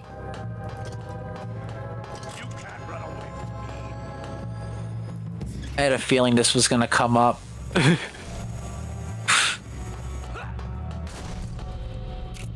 All right. Well, while waiting for her answer, I'll do. She said cute and mommy. So you mean separately or like combined into one amalgamated monstrosity? I think I think combined. All right, you first, Niko. All right. Let me get into the voice of it. Gardevoir. Ada. Oh, this is embarrassing. Ada.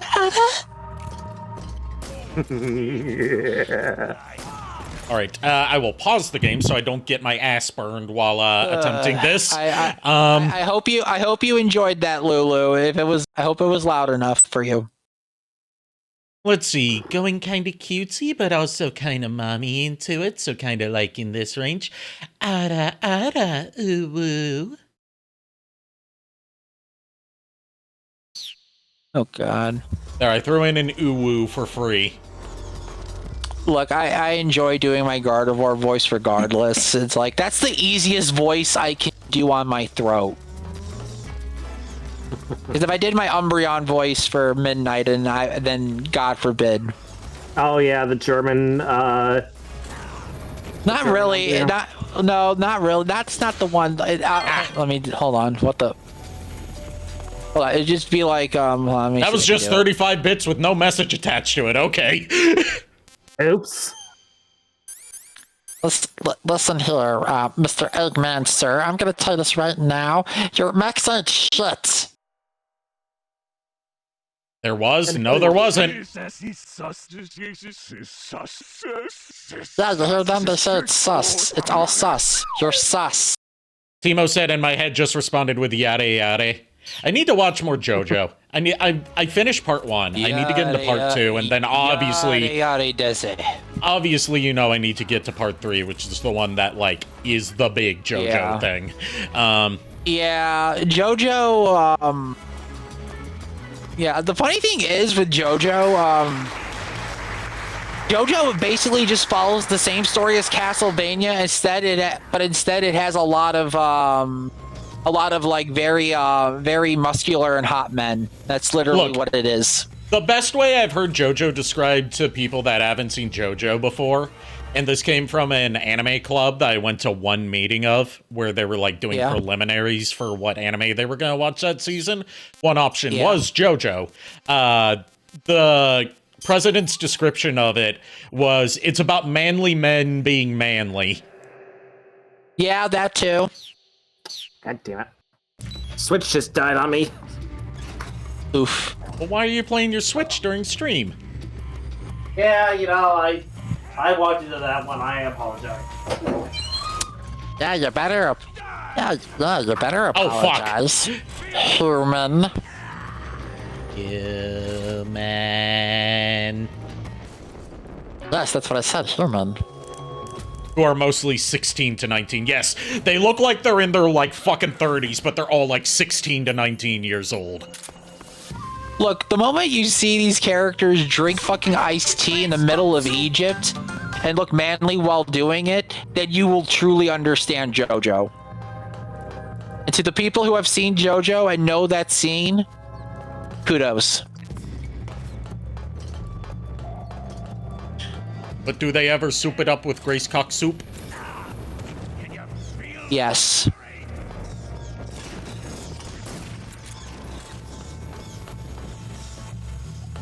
Grace Cock soup with a side of Kanto fried chicken. 1980 OVA MVP. The OVA is not from the 80s. It's from like 99, I think.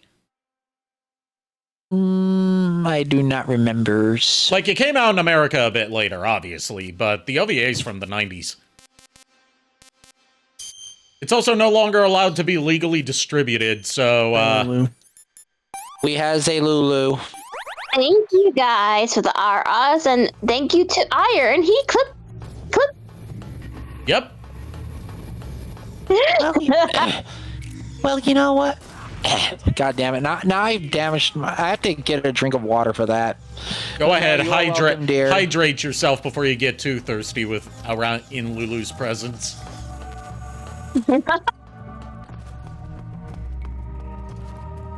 Dear, did you drink the monster I gave you? I did. Also, you are funny. Hydrate, you bastard! Hydrate! Oh, yes, I would smash you, dear. I would hope you would. You're marrying him. The moment she said that, one, excitement, and two, I heard the Windows crash sound from like Windows 95 or 98 go off in my head. Oh, there was supposed to be attachment when I did the biddies, but for some reason it didn't show up. Okay. But was that saying? Was it just saying that it was my allowance? Yeah, that was your allowance. Yeah, that was your allowance. Thank you. Oh God. Thank you, mommy. I'm sorry, Ari, but the only one who could really tell me that's Niko. But yeah, I know. Let you slide with it. I know. I know. Sorry, mommy. Sorry, mommy.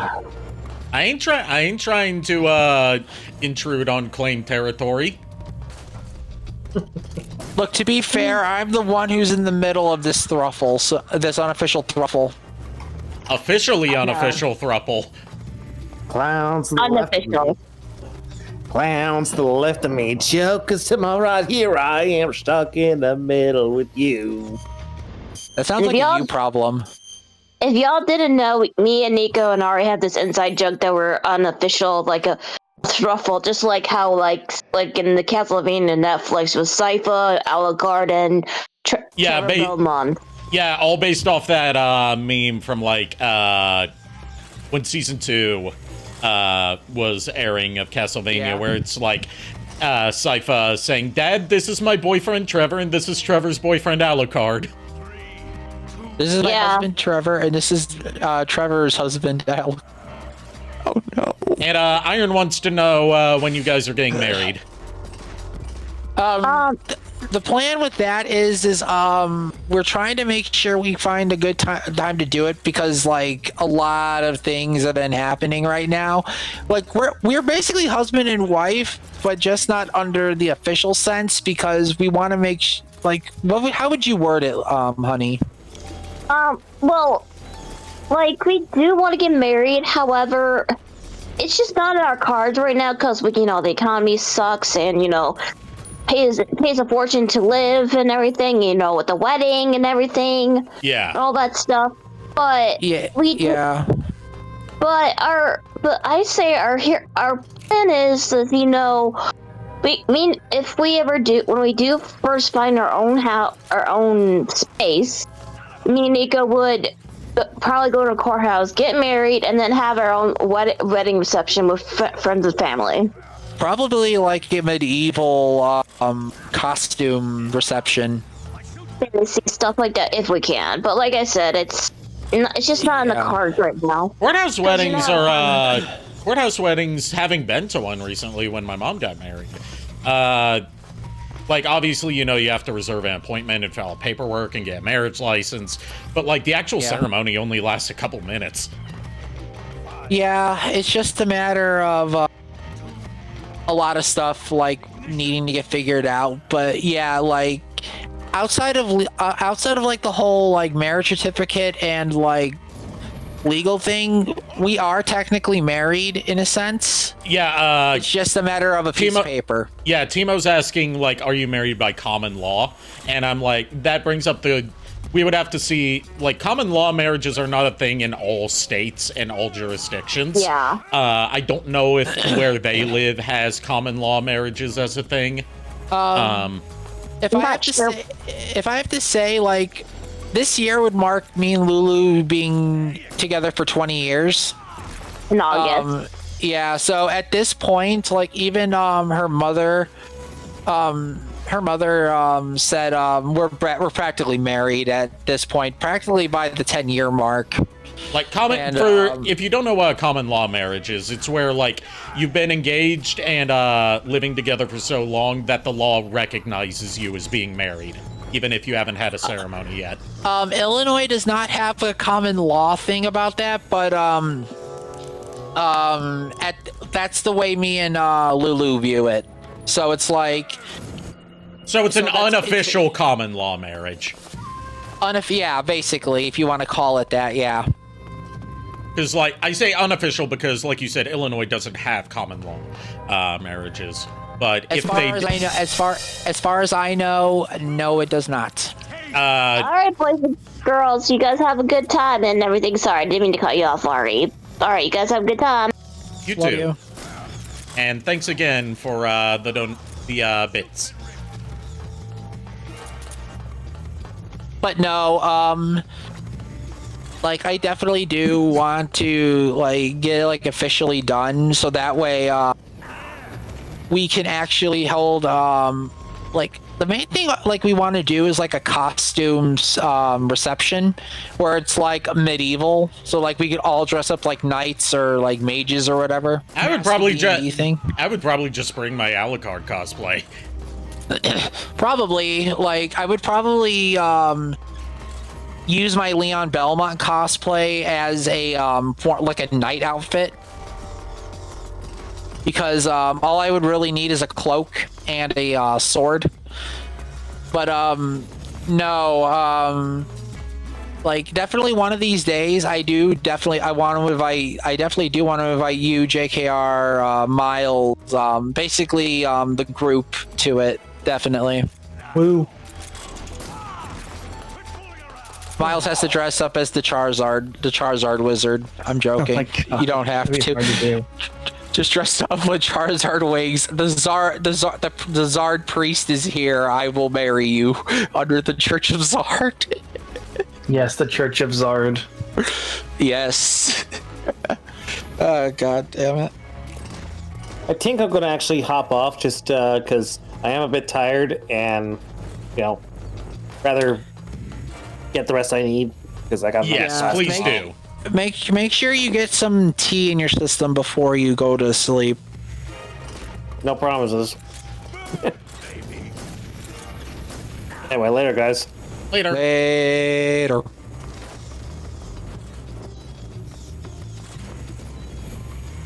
Oh my god. But yeah, Miles, I was telling our Maxine here that they need to do a Pokemon stream, and if they ever do, and if the generation has Gardevoir, and I told them Gardevoir has to be a permanent part of your party, and you have to give them a nickname.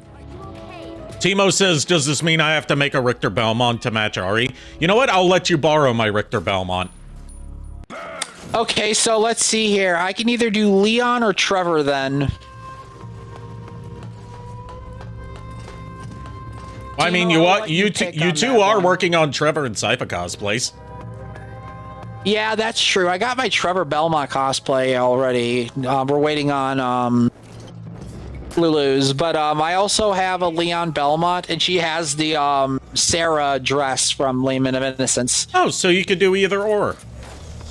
Yeah, and the funny thing is, her mom thought it was a wedding dress.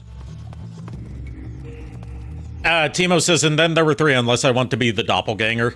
I'm guessing those are 2 separate messages for like saying you could cosplay Alucard as well and be the doppelganger. Which doppelganger would you be though? The lower level one or the higher level one? Oh god. No, we're not doodling the ganger, okay? No, Doodle Bob. Me hoy me no. You're giving me the idea. Doodle Bob. You're giving me the idea of like the doppelganger from Symphony of the Night. If it had like voice acting, it just speaks like me hoy me no. And Alucard's like, I do not sound like that. I'm going to put this thing out of my misery. Freaking Trevor just looking at you like, I don't believe you. Oh my god. Oh man. But no, definitely we would definitely love to do like a D&D-esque like reception. That would be amazing. Timo says options, level 15 or level 65. Level 15, level 65. Oh no. Because there's 2 doppelgangers. Yeah, I know what you're talking about. I know. And I know the other 65 that they're talking about. From there was one in Layman of Innocence that's similar to that.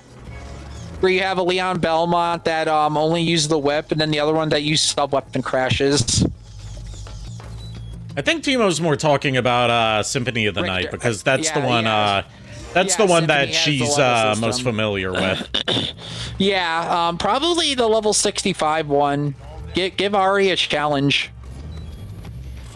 Oh, confirmed. Symphony of the Night is what she was specifically referencing in terms of doppelgangers. Definitely. I think I should let you choose that one, Ari, because I. You know what? You know what? I thrive for the challenge. 65 or nothing. 65 or nothing. Don't be a coward. I left a little something in the Discord chat. I am scared and aroused. I call it scare-roused. What did they leave? I don't know. I can't check. I can't check until after stream. That's fine. That's fine.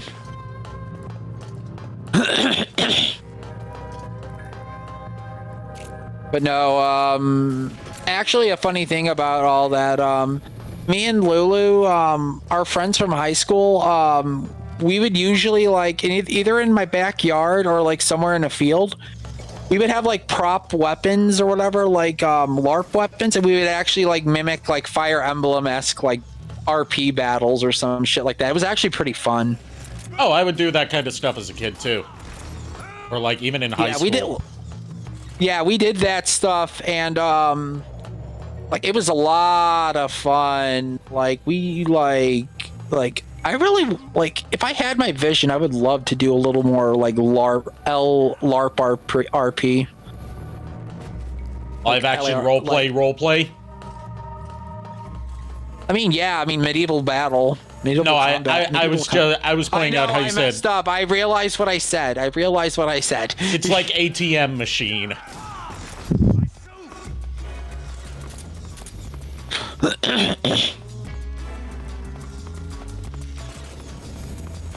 The only problem is I would have to get an actual good LARP greatsword weapon.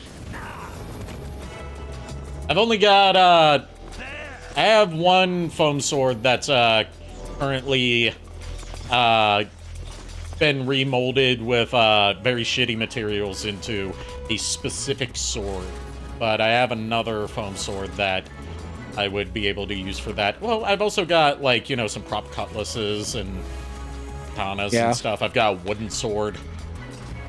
I got a couple of swords that I got from the conventions, but one I want to get made is the Black Knight's Alondite greatsword. But the problem is, it's like, if I want to get a good one that is functional to use in like LARP battle or whatever, it's $500.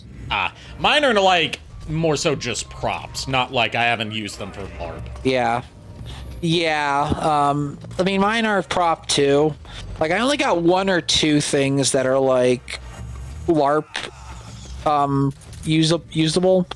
And the Morningstar whip that Lulu got me for one of my cosplays, the chain whip. A lot of my friends wanted to try and swing it. I'm like, this thing is fragile. No, the fuck you're not. I'm looking at him like, no. This is not meant for that. This is cosplay purposes only. Like, I think I showed you a picture of the whip. The whip that you have. And chain whip. And I can tell you right now, that thing is not getting swung. Fuck no. And Iron would know which sword I'm talking about, because I brought it in as a piece for art class. Oh. The art class that we had together, that is how we met each other. There was a day where our professor wanted us to do, like, practice doing life drawings of people holding objects, and, like, the main thing he had in mind was swords, because he was a total dork. Like, nerdy in the old school way, like, loved Conan the Barbarian, and, like, had some concept art from Star Wars, loved comic books. Actually, I would stay behind after class and, like, just chat with him about nerd stuff and art stuff. And he would, like, we kind of got a little close to each other, because of that.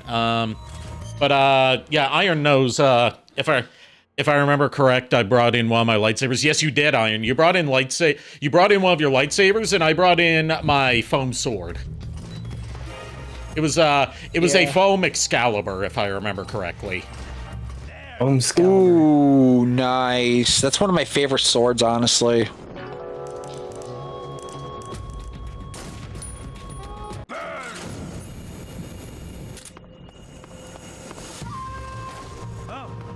Actually, speaking of swords, I just realized recently Fire Emblem Path of Radiance came out on the GameCube online recently. Yep.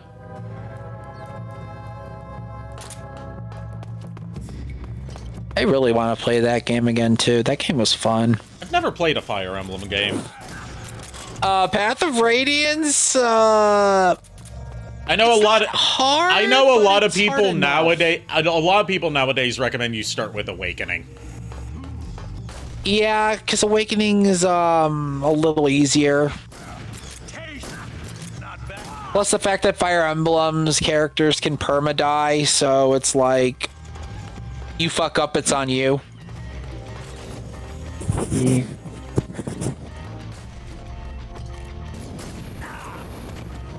I should know because I made the mistake of attacking the Black Knight very early on, thinking it was just a basic enemy, only to realize, oh god, he's one-shotting everybody and I can't hurt him.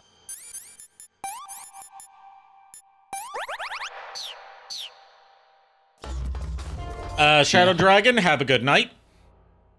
Have a good night, Shadow Dragon.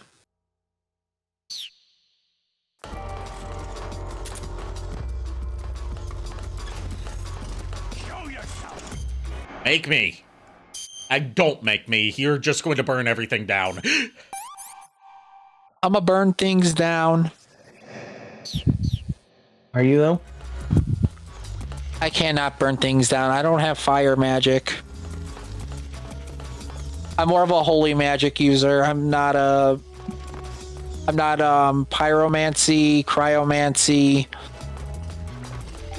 None of that. I would hope you're not cryomancy. Crying magic would be, like, depressing. Why would you be crying? Cryo, not crying. Yeah, cryomancy. Why are you crying for Mancy? Who's this Mancy, and does Lulu need to know about them? Exactly. Timo, this is what I'm dealing with right now. Please help. No, joke's on me. You're probably not going to help me. You'll probably just add on to the chaos. She absolutely will. Whether it's in favor of you or in... and I'm expecting it at this point. Whether it's in favor of you or in favor of me, there's just going to be more chaos. She is an imp after all. Yeah, that is actually fair. But no, Timo, like I was telling Ari and them earlier, I was looking up D&D builds more now thanks to Wednesday, and I'm like, now there's a lot of builds I want to do. Today's Wednesday. Wait, Wednesday? Tuesday. Adams? Tuesday. No. Sorry. Not Tuesday, Monday. Monday, right. Monday was when we did our last stream, because I don't stream on Tuesdays. I can't keep track of time. I was asleep for most of it. Time's just a conspiracy by the clock industry to sell more clocks and watches. Nah, time is just bullshit in general. Yeah. Nobody likes time. Are you sure about that? I'm pretty sure about that. Because when we're younger, it goes slow. When we're older, it goes quick.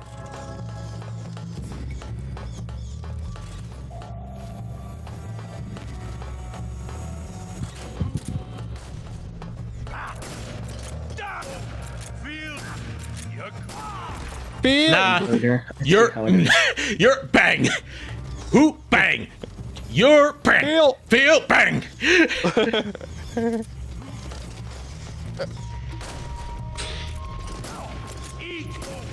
Eat. Burn.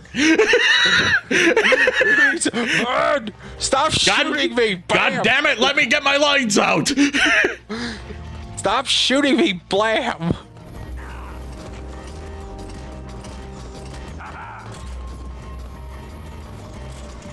I just realized the majority of the Pokemon in the Pokemon D&D that we have going on is potential, like 85 or 95% of them are murder hobos. They want to just see things burn.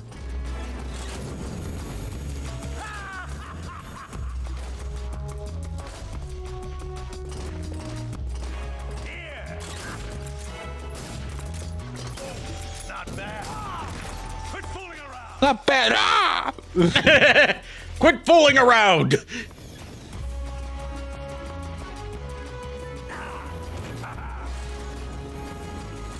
Like, the Fury fight is kicking my ass repeatedly, as you've probably noticed. But it is one of the more fun ones to fuck around in. Just because you can keep cutting off his dialogue. Yeah. Yeah.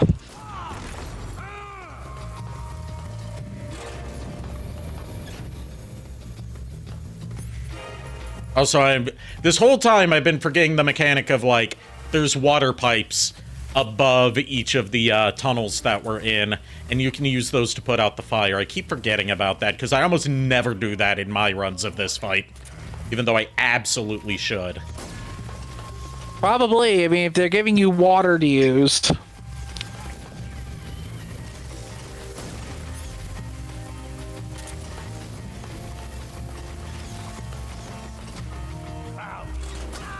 Okay, finally. Finally you win? We got an achievement called Houston. We had a problem. This is the end of the Cobras. You've got to live on. You're the only one left. Iron says, now I'm just imagining a pawn yard as a murder hobo. A poniard? Yeah. Oh, God. The fire burns. Burn, baby, burn! And now he absorbs the fire into him as he takes off his helmet. I am the god of hellfire, and I bring you fire. I bid you to burn. Oh, God. You just reminded me of the damn song from Hunchback of Notre Dame, and then my mind went to, like, the boner that burned. Oh, hellfire. Yep. Look, that song is literally just translated to hellfire, dark fire. Yeah, the boner that burnt down all of Paris. Yep.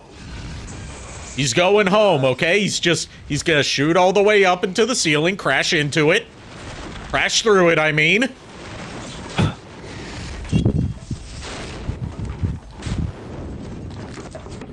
Now wait for it. And now we have the faces. Now we have the twin faces made of fire chasing after Snake, as you do. I heard about being roasty toasty, but this is ridiculous. And he opened the way for me. God damn it.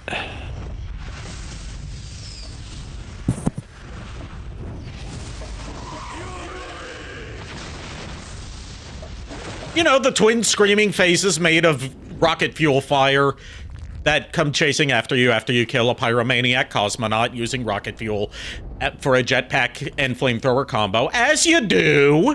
And we got his uniform, we got his camo, which is the fire camo. It makes you fireproof.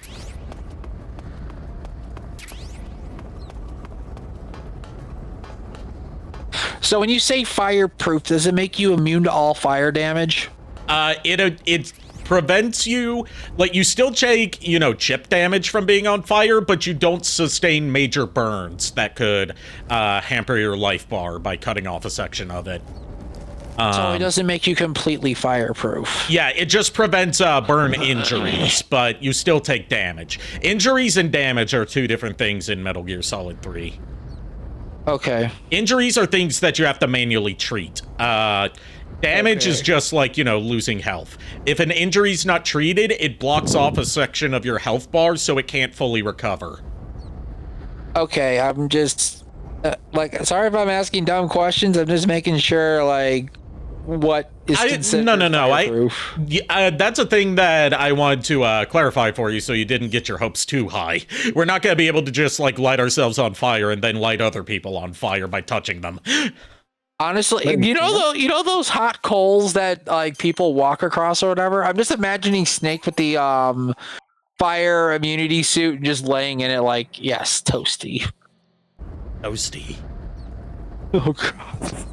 Looks like Zordon's pyromaniac cousins wanted to send Snake to the afterlife. They did kind of look like Zordon heads, you're right. Oh, God. All right, I feel like I've got enough health recovered. Let's climb up the ladder. Not another ridiculously long ladder, sadly. So no bit this time. I'm still laughing at the fact that the tarantula thing earlier. That was just poetry. And now we're finally... Was it poetry in motion? She blinded me with science? Yes. Science! You threw a tarantula, it bit you, you alerted the guards, and then you stepped on some mines. She didn't blind me with science. She blinded me with gunshots, explosions, and neurotoxin. Yeah! I think you're about to say Booba. No, that's Eva. That's Eva, straight up. Or the boss, as we'll see later. Yeah, that's just ballistics. Yeah. No, we're not playing Resident Evil 4. I know. Alright, we're finally at the Fortress of Groznygrad, where the Shagohod is being kept. I still can't take that name seriously. Neurotoxin, GLaDOS' best friend. A deadly neurotoxin. Milked from freshest spiders. Fun fact, that I learned recently, but I'm sure, like, other bigger Valve fans knew this already. Did you know that GLaDOS' voice actress is also the voice of, like, the, sort of, like, narration for, certain matches lady in, Team Fortress 2? You know, the one that, for, like, capture the flag and stuff like that? That's, GLaDOS' voice actress. Yeah. Really? And she's also married to one of the Team Fortress 2 voice actors. I can't remember which one.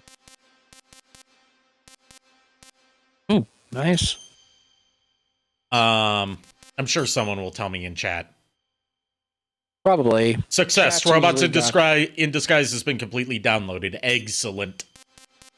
As Nice. JKR would say. Excellent.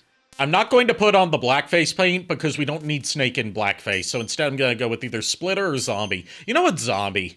Because I haven't used that yet. We go in Zambi. We go in Zambo. I mean, if we were playing Brave Fencer Musashi, we could be going Vambi. Remember those? I need to go back to Brave Fencer Musashi sometime. We never finished the whole, like, Mission Vambi thing. We never really finished a lot of games on stream. Yeah. It's almost like I have really bad ADHD, autism, dual wielding. I still hope one day. Go ahead. One day, Battle Network. One day. Yes, it will happen. I need to work through the X and Legend series first, and then Battle Network's up next. Yeah. Because Battle Network, since they're RPGs, they're gonna take longer. That's very true. Yeah, and then for me, waiting until the next time we do Lament of Innocence and just finish the last half of the game. Yeah.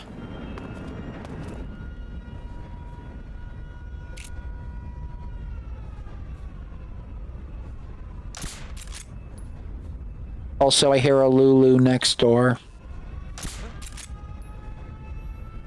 Talking.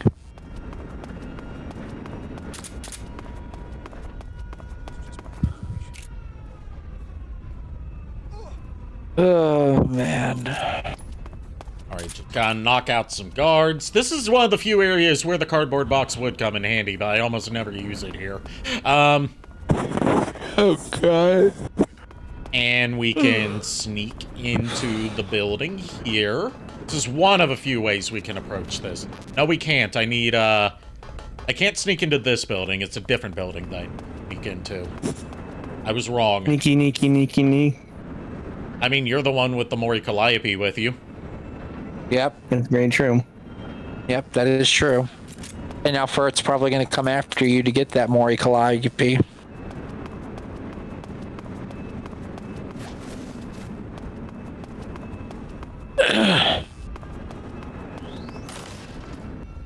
Now on to Beast Wars 2nd.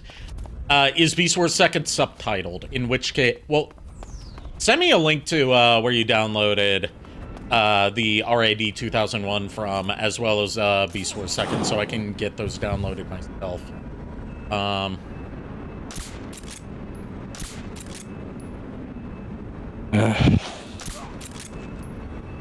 Yeah, definitely tomorrow. I need to get some Ricola cough drops.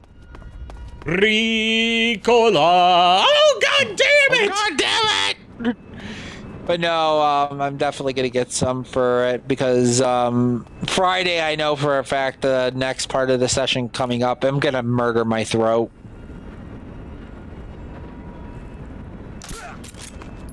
Also, probably gonna need some, you're gonna need to rest up your voice for Dragon Ball Z Abridged, given that we're getting into Cell. That's where stuff gets real fucky.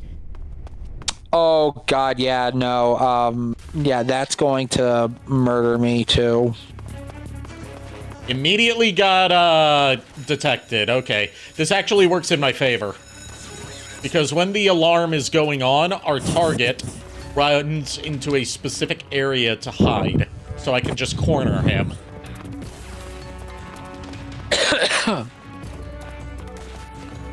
He runs into the men's room, usually. So I could... There he is. Yeah, he just cartwheeled me. Oh, God.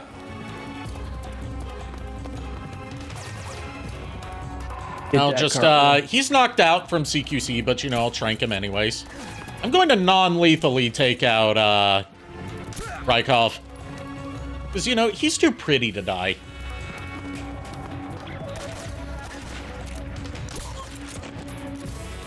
I'll just knock out people who are shooting me, as well as the scientists.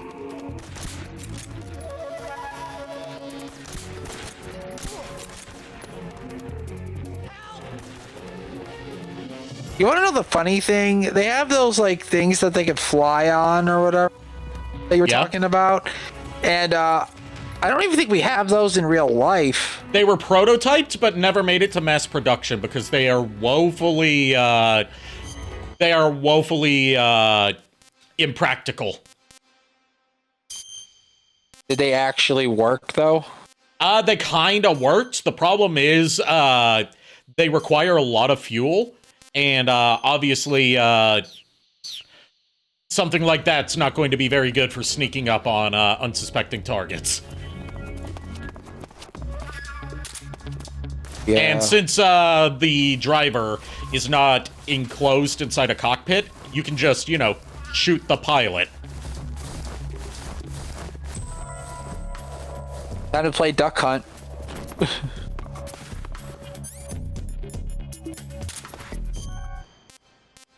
Alright, let's put on a less obvious outfit, like the scientist outfit. And, use the cigarette gas spray to, knock out the scientists. Because they're the only ones left. They don't call in a ton of reinforcements, in this area, thankfully. Okay, they're going that way, so I don't need to worry too much. We're going into their lab room. So I can drag Rykov out if I'm not disguised as a scientist. I forgot you can't drag guards while you're disguised as a scientist. Why would you be able to do that? Scientists don't have... That's stupid. No, I'm saying, why would a scientist be able to drag an unconscious body? They don't have the upper body strength for that. Everyone knows scientists are weak. I know, right? He just cartwheeled me. He just cartwheeled me. Wait, long hair, cartwheels, Raiden, is that you? He's a parody of Raiden.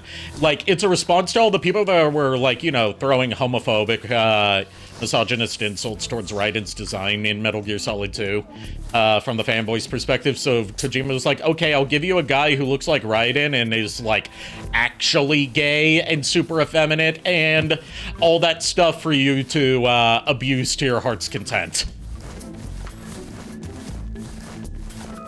God damn, Kojima was something. All right. We have to remember what locker he's in, because he leaves a present for us in his locker when we come back there at a later point. Okay. We also have to strip him. I remember which one it is. You also get to see him stripped down to his lightning bolt pattern thong. I'm sorry? Yeah, man ass and banana hammock.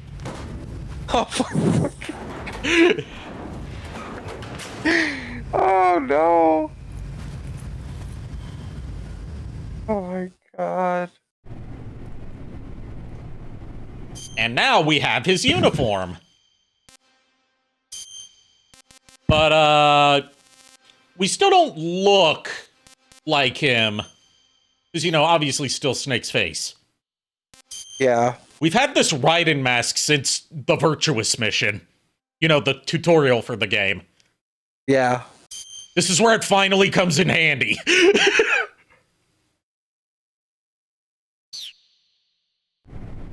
Oh my now God. let's just call Major Zero, and we're about to get into why this is my favorite part of the game. Ah, your Rykov disguise has turned out nicely. Yeah, not even his own mother could tell the difference. Indeed, you're starting to irritate me already. Why? This look should make me more I wouldn't bet on it, but whatever. Now that you're indistinguishable from the real Rykov, Safe to say the Raiden hatred has aged like milk. Yes, it has. have access. Yeah, it has. Also, I did not think I'd hear the words banana hammock on stream. The East Wing. That threw me off guard so much. And you'll come to a banana. Also, the reason why you have access to everything in the base, despite Rykov only being a major, he has like colonel level access, just like Volgin, is because he's Volgin's lover. Oh boy. Also, he's Volgin's bottom. Also, Miles, I think you mean chicken banana. Chicken banana. Banana. Chicken banana. I blame Maxine for introducing me to that, and now it's Corone singing that. I still say we need Lulu, Corone, the Fumoko twins in a room, like playing a game of Uno or literally starting a band. Disguise is complete. Now they won't stop you no matter what you do. Even if I punch someone in the face? Right. Really? Really. Why? Rykov's just that kind of guy. We can literally go around like choking and punching people and they will not trigger an alert. To the west wing where Sokolov is being held. To get to the entrance because Rykov is just that kind of asshole. That is why this is my favorite part of the game. You're free to do what you want. Guards walk by as you're choking somebody as Rykov. Oh no, don't worry about it. That's just Rykov doing Rykov things. Here's in the background. Like when you punch people, they'll just salute you nervously. Oh, and let's Tom. What happened to Tom? He got punched. Let's call Sigyn to learn about the technology behind this lifelike Rykov mask. You say Grannon's shoes were rigged with a transmitter? That sounds okay, that's something else, but still. It's exactly like you described. A miniature transmitter that's small enough to put in a shoe. Grannon said he got the shoes from a woman called Tatiana. You think she's a KGB spy? Could be. Or maybe it's some kind of ploy to throw suspicion on her. Anyway, it's your job to find out. Good point. Sigyn. Yo. Eva said she set up a ground effect vehicle for us to make our escape. So Flashback / forward to Phantom Pain. Yeah, it's just like that. It's something like a cross between an airplane and a boat. It uses ground effect to fly. Ground effect basically means that when the craft skims the surface of the ground, the air between the ground and the wing is compressed, which gives the wing an extra boost. From what Western intelligence agencies have been able to gather, the Russians are pretty serious about developing these wigs. Apparently, they're planning on using them for anti-submarine patrols. I guess I can see why. The wig's long cruising range and high-speed capabilities make it a good choice for that kind of mission. Eva must have gotten her hands on one of the first prototypes while it was being field tested as a transport craft. The wig has a top speed of over 400 miles per hour, and it's only our boys seem to like it and oddly want it. Yeah, go around in the Phantom Pain. It's genuinely a good strategy to go around like beating up or choking your men or women. You can recruit both, and it'll boost morale, and they'll thank you for it. Okay. You're disguised as Rykov. You ought to be able to pass for the real deal in that outfit. You can go anywhere you want and nobody's going to ask questions. But don't forget that you can't equip most of your weapons when you're in disguise. Pattern clothing. Okay, he's not going to tell us about the face mask. There's a fatal design flaw with the face mask that shows that Sigan's focus was too much on one specific area of lifelike design and not on where it really matters. Okay. It can blink, just like, you know, it has moving eyelids that blink when you blink, but it can't move its lips. Oh. That seems very flawed.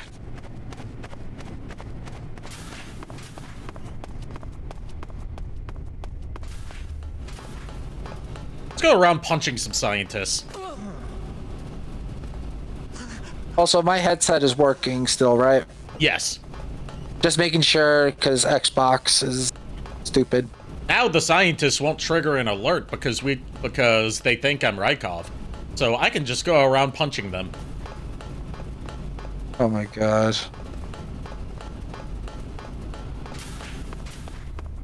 But more importantly, I can go into secure areas and beat up soldiers, and they will not be able to do anything. Wahahaha. Wahaha. Hey Ari, can you say Kid Amogus backwards? Oh, you mean Sogoma Dick? Who gave you that request? Chuck.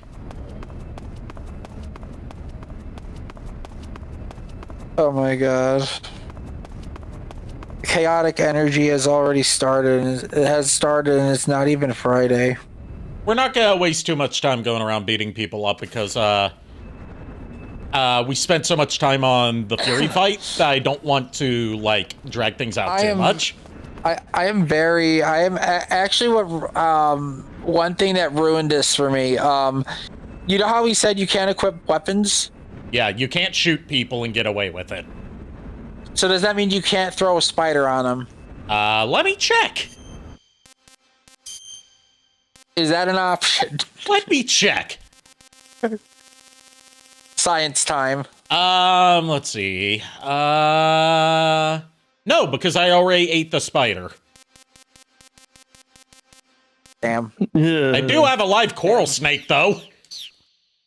All right, that works. No, you cannot equip and throw the coral snake. 0 out of 10, immersion ruined.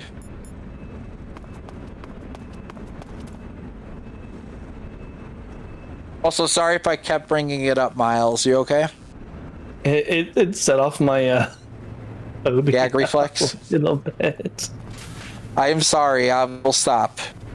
All right, cutscene time. Yeah, please never do it again. Set it off.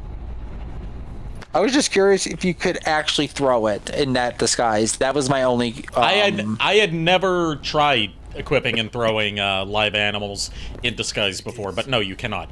Anyway, cutscene time. Finally, more Sokolov.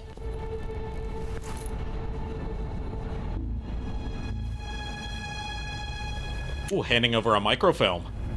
You can. No, wait, that's not a microfilm. That's a tape. What about the philosopher's legacy? I don't know anything about that. What are you? Uh-oh. Trying to kill me? She's got the lipstick again. Not the lipstick. In the first time we saw her with this, the lipstick was actually a pistol disguised as a lipstick tube. I see. No, don't. Oh. But this time it's actually lipstick. She just fucking with him.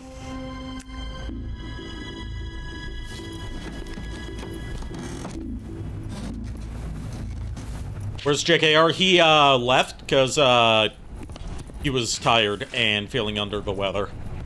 So he went to get some rest.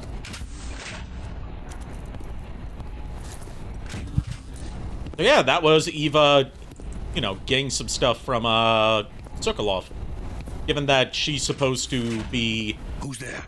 pretending to be his lover, that You're the man raises from some the questions. CIA. What are you doing here? I told you before, didn't I? I'm going to get you out of here. A man of honor, just like your commander. but I'm afraid you're too late. Too late? Speed is legal. The Shagohods.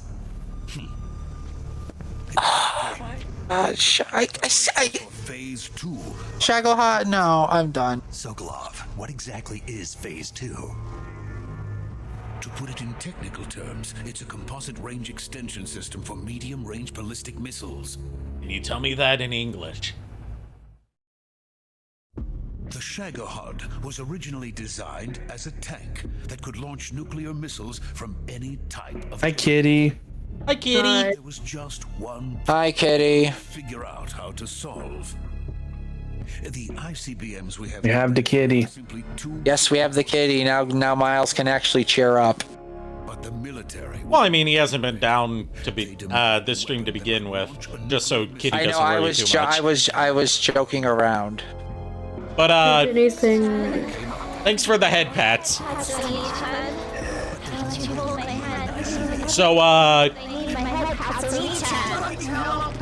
So we're about to learn one of the fatal design flaws of the Shagohod that goes to show why they went with the Metal Gear later. You can't equip it with ICBMs because they're too big, right? The unit incorporates the same technology used in the... Yeah. ...into space. So they attach rocket boosters to it, so it can act as the initial, like, thruster stage of a missile, while launching intermediate range ballistic missiles with the range of an ICBM. So, like, it takes a missile that doesn't have as much range and gives it the range it needs to strike at the American homeland, but it requires 3 feet of unobstructed flat terrain in order to make that launch. 500 miles to 6,000 miles. Sorry, 3 miles of unobstructed terrain. So, yes. You need to build... Like, they plan to mass produce this thing, but that also means basically building a ton of airstrips to launch from. With at least 3 miles of unobstructed space. It has to go straight forward. It can't slow down at all. I still can't take the Shagohod seriously. Yeah, it's a very bad weapon. Capable of deploying in secret and launching its... I'll be back. Okay. A weapon from hell. Hope she's okay. A completed prototype now sits in the hangar. At present, it is the only one of its kind. But Volkin... I hope so too. Like yeah. Prototype. Yeah. And deploy them all over the Soviet... The Shagohod was supposed to be a tank that launches from any type of terrain, but so specialized in its design that it can't even do that. The countries of the Eastern Bloc. Oh boy. He intends to use the Shagohod as bait to foment armed uprisings among dictators, ethnic insurgents, and revolutionary groups throughout the Third World. His funds are nearly limitless. Yeah, I'm also concerned about you, Miles. You gonna be okay? What do you mean? No, I'm just wondering if you're doing all right. That's all. Each side fears the other's power. I'm not entirely sure.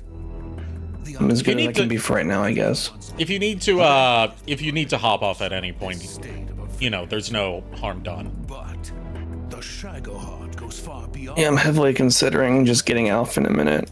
I would if that's the case, then I would say hop off and do what you need to do. Yeah. The Cold War will end. Yeah, I'm gonna go get off. I think I'm kind of tired all of a sudden. So yeah. Okay. I just hope I didn't like do anything to upset you or anything. No, you didn't. I'm just tired. It's been a long week and it's just been a lot of stress from work. So yeah. Yeah, I can relate. Nico. I can relate on the stress. Go get some rest, my guy. Yeah, I need it. I'll talk with y'all later. Okay. Later. Bye. Just tell me what I need to do to destroy this place. All right. The liquid fuel used in the rocket engine is stored in a tank. If you can blow it up somehow. So destroy things like I usually do. Got it. But you have to do it with C3 because C4 hasn't been invented yet. Edge plastic explosive. Yeah. My favorite C4 is the Starburst C4. Yeah, I've got the blue raspberry. No, this is Ghost, not C4. Food Lion doesn't have the good flavors of C4 I like, but the gas stations do. And Harris Teeter does too. I just didn't feel like driving to Harris Teeter. Since you're coming to ASEN, would you be interested in trying the Godzilla C4? Yeah, I would. All right, I will have to check if in May there is a C4, the Godzilla C4 is still around, and if it is, I'll like me, you, and possibly JKR can. Timo says she prefers the Bombsicle C4. Bombsicle is very good. And Sokolov here is like, oh, Tatiana, she's not my lover. This is my lover. And he shows a picture of, you know, his family. So she's like a KGB agent. So okay, Eva playing a dual role. It's you look at her, if you had your vision, you would look at her and you'd be like, yeah, that's obviously Eva, but she's putting on not just, you know, she's not just Clark Kenting with the glasses and her hairstyle differently and not showing off her honka-donka-donkas, but she's also acting more like shy and demure to throw off suspicion. Yeah, but no, I like the Starburst Skittles, and I also like the Fruit Punch, Hawaiian Punch C4. They have the Skittles C4 all the time at Food Lion, but they're like thinning out the flavors that they offer. Yeah, I love the Skittles one. My favorite Ghost that I'm sad they don't do anymore is the damn bubble tape. Yeah. Thought of that. My family's waiting for me. That one was amazing. Even if I fled to the United States, I would once again find myself creating weapons of mass murder. In the end, it doesn't matter where I go. I am still a weapons scientist. To be honest with you, I'm tired. I think we're all tired today, Sokolov. Yeah, that's a mood. I didn't wake up until 4 in the afternoon, and that was not on purpose. Yeah, I went to bed at around 7 or 8 o'clock last night, and I didn't wake up until like, what, 11, 12 o'clock in the afternoon today. All I wanted to do. And I'm still tired, which is concerning. So Sokolov's lamenting on the fact that all he wanted to do was build space rockets, but he's been roped time and time again into building rockets for, like, missile development for the Cold War, and, like, even if Snake gets him out of here, the U.S. government's just gonna rope him into building more missiles. And if he stays in the Soviet Union, then either they're gonna have him build more missiles or they're gonna send him to the gulags. He can't go anywhere. For my family. Oh, God. So he's content to just die here. Not the gulag. Do they serve gabagool in the gulag? I don't know if you saw Ari sent the playlist to your DMs. Yes, I did see. Uh-oh, Volgan's coming. Snake, you need to put your femboy mask back on. Oh, God. Also, Chuck sent the playlist. No, JKR did. Oh, okay, I didn't know. Time for one of the scenes. What are you doing here? I've been waiting for you in my room.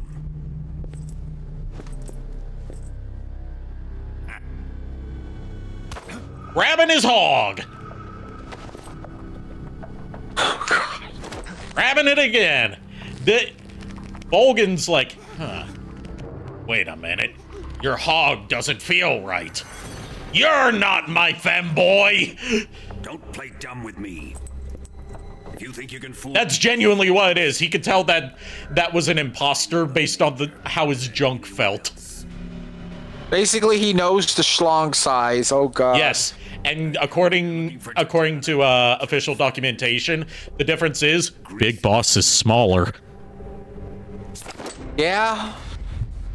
Wait, wasn't it a whole thing that the thing with Big Boss and Snake and all that is they can't reproduce because of Well, Big Boss can't sexually reproduce due to being, irradiated at a few points in his life that left him sterile, and clones can't reproduce. Okay, I was gonna say, like, there was something with Big Boss not being able to, like, have kids or something. Like, clones in real life usually can't reproduce, but, like, in Metal Gear lore, the Les Enfants Terribles were genetically programmed to be sterile, so that way, you know, people couldn't, you know, breed more of them. Yeah. Yeah, I was just asking because I remember something about. Damn, the boss knocking Snake and Volgin on their asses. Meanwhile, Sokolov's laying there bleeding out because he got shot in the kneecaps. I see why they call you the boss. Also, sorry if I'm asking dumb questions. It's okay. It's called CQC, a basic form of close quarters combat. He and I developed it together. Also, the boss just casually threw out a homophobic slur when she was unmasking Big Boss. She was like, "What is this fairy disguise?" Of course. But first, I will make him pay for hurting Ivan. I'll be back. I need a drink. What, did seeing Volgin squeeze Snake's hog make you thirsty? Give me a drink, oh God. bartender.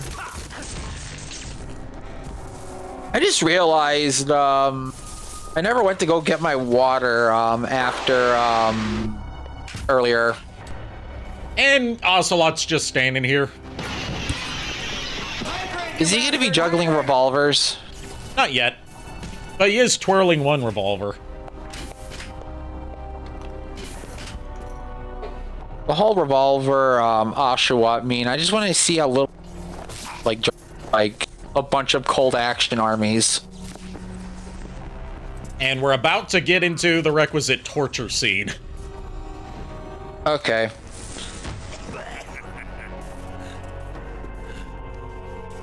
Which will probably end after that. Okay.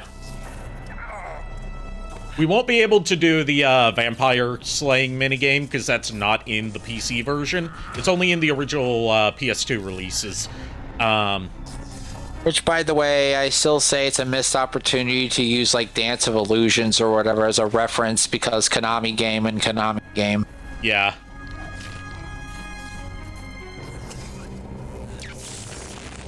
But this is actually a torture sequence that may hit a little bit differently for you because Snake is, like, blinded during this sequence. Like, he has a bag over his head, so he can't, you and the player cannot see what is happening. Huh. You just hear the sounds and feel the controller vibrate with each impact. I would definitely like to experience that one time. Being tortured by Volgin? Vision. No, the controller thing. You know what I mean.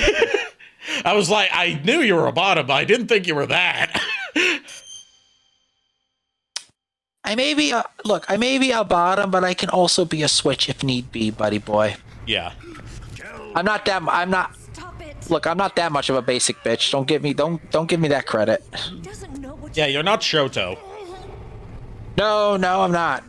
You'd better start talking. Please, stop this! And I believe she showed you the video of that. I just haven't watched it yet. Do this to him. I know you gave the data to someone. Never do You!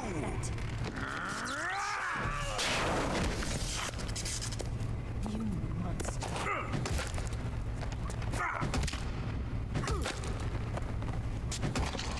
Lovely noises.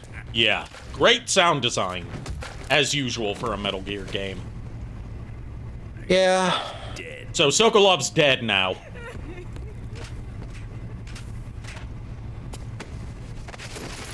Amazing Foley? Yes, they do a lot of great Foley for the Metal Gear games. There's a video for Ground Zeroes that shows how the Foley design went into that game. And it's real interesting. Like, for the sound of, like, Snake in his sneaking suit moving around, they had, like, an unzipped leather bag and would, like, move it around to match it up with the movements on screen. You certainly probably seen your share of battles.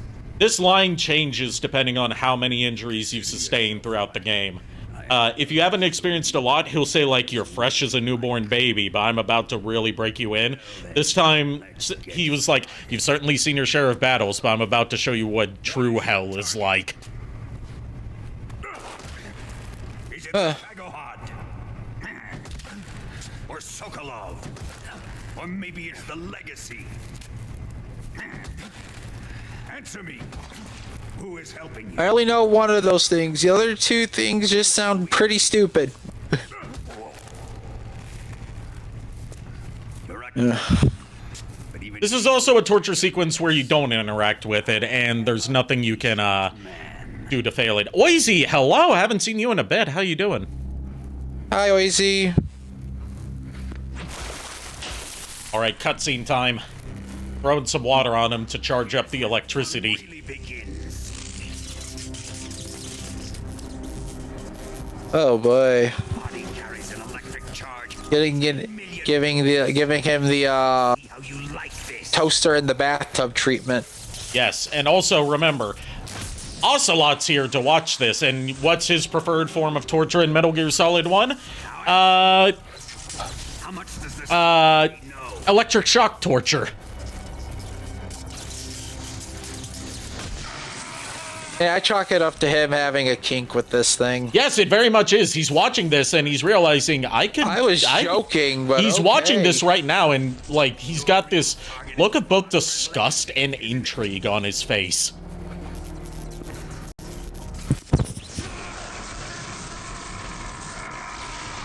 I was just joking about the kink thing, but okay. No, he's got a hard-on for Big Boss and Snake by extension. And now Big Boss just wet himself. Let yourself go. Oh, hey, I have a friend who can do that. What, wet themselves or electric shock torture? What? And now the boss is here. It's no use. He's not going to talk. He's been trained not to break. Trained by me. Shock casting, not wetting themselves? Good. Well, there are people that would pay a lot for both of those. Oh god, I'll pass on both. Also, Volgan here just explaining what the Philosopher's Legacy is to a guy who knows nothing about it in a room full of people that all are spies that are all working against him. Isn't the Philosopher's Legacy basically just a bunch of money split amongst 3 different countries? Yes, but Snake was not informed of any of this prior to the mission. Volgan's letting him know about it. Because he thinks that's what Snake's there for. He just said where it is. Like, you'll never find it, so here's where it is, so you can never find it. Oh, God. Oh, he dropped a transmitter. A transmitter? Who's responsible? Yeah, Volgan's very much a Bond villain in that it's like, before I kill you, I'll tell you all my secrets, because you'll go to the grave with them. Oh, God. So the Cobras could ambush him. If they knew where he was gonna be, they wouldn't have gotten themselves slaughtered. It pains me to do this, boss, but under the circumstances, I'm afraid I must ask you to show me some proof that you and he were not in collusion. You don't trust me, is that it? Not that, but he is your apprentice. What do you want me to do? Let's see. Cut out his eyes. I just put my hand right on my left eye socket. There's nothing more important to a soldier than his eyes. You made him a soldier, and now you will unmake him. Every time the bad guy starts divulging their plan, I just hear the Incredibles scene with Frozone now. Oh. This is a very tense scene. Tatiana's like Don't fucking do it. Ari, listen, Maxine, listen. The reason why I'm saying that is because take out his I put my hand on my left eye socket. Yeah. You got me monologuing, yeah. I'm trying to eat, like, Niko can't see what's going on, so like this is probably worse for him.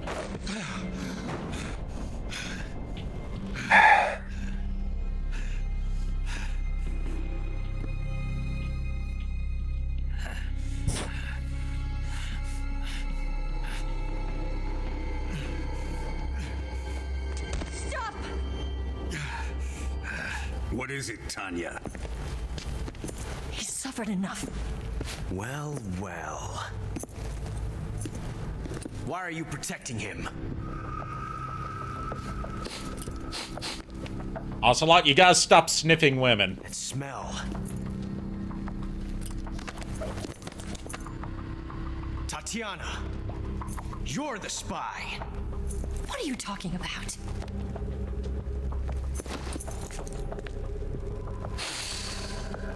I know that smell. Ocelot, you also you need to stop grabbing women's tits without their consent. Like, first you're sniffing her, then you're grabbing her boob. You deserve that slap. I want to test her. Now it's time for the juggling revolvers. Whoa, Ocelot, HR's gonna be all over us now. There is, HR would be all over Bolgan too, okay? Who the fuck is even saying that? What? Oizy. Now he's juggling the revolvers and he's aiming them at, Eva. Uh-oh. Like I said, I want to see an Ocelot juggle revolvers now. And that's how Big Boss lost his eye.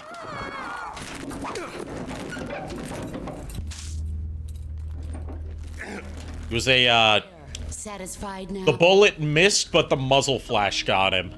Well, that was refreshing. Come, we're going to my room.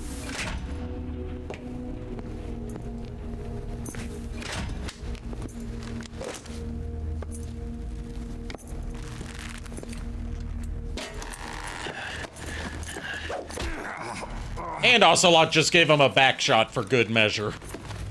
So you survived the Colonel's torture, eh?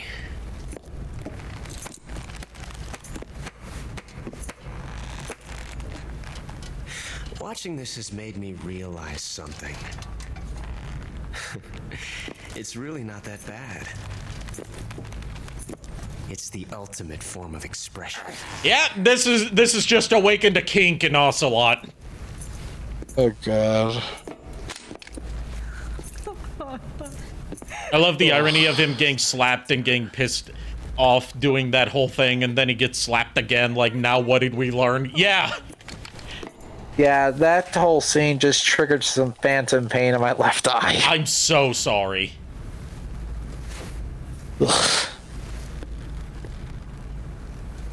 You're fine, don't worry about it.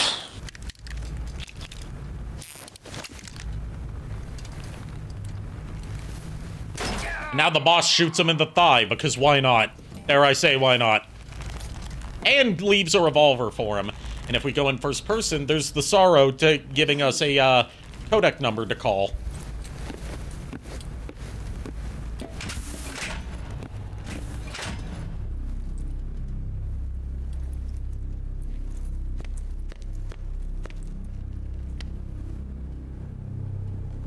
I've prepared an escape route for us.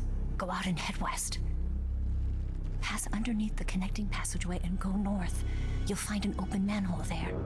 You're... Quiet! Go through the manhole down into the sewers. The door at the north end of the sewers is unlocked. You can use it to get outside the fortress. I've got your equipment. We'll meet up later. Eva. But I can't get too close to your cell. You'll have to figure a way out of there yourself.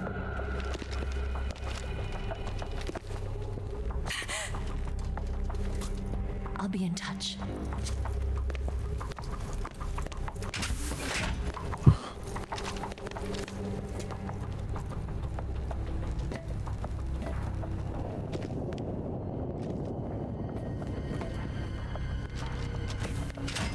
So just to lighten up the mood a bit from how heavy that was, reminder, all of this could have been avoided if Ocelot didn't feel the need to, like, go up to Tatiana and be like, "Hey, kitty." Oh, perfect time to pop in, kitty. Yeah, perfect time. And sniffy. Yeah, yes. yeah. Also, Miles hopped off. I know. Also, you hear that beep? Yeah, I'm guessing bomb or something. It is a transmitter. You have the choice to remove it or not. You get an extra scene if you make it to the hideout without removing it. Are we keeping it? We are keeping it because the extra scene is hilarious. Okay.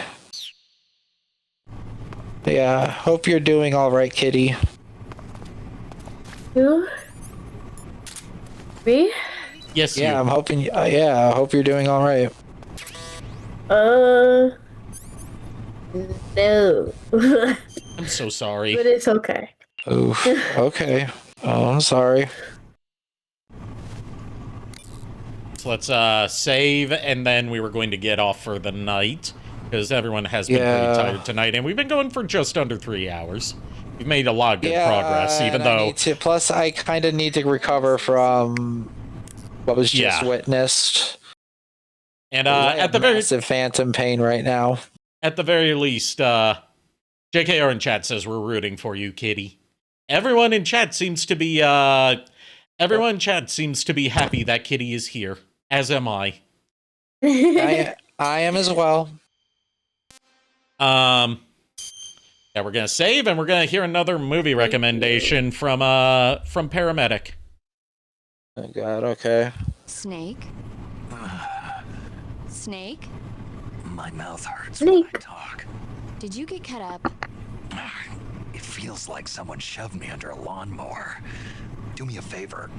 Tell me a story to take my mind off the pain. Snake, have you ever heard of Renfield? Is that a movie? It is now. Character.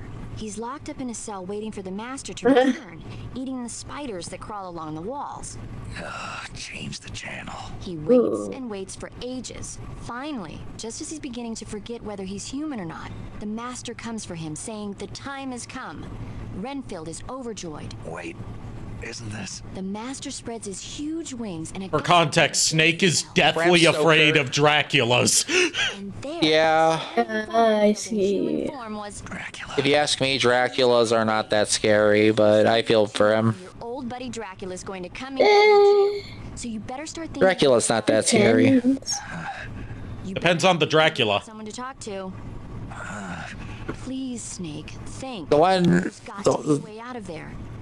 the one. To be fair, are Just let me know if you start having nightmares about Dracula.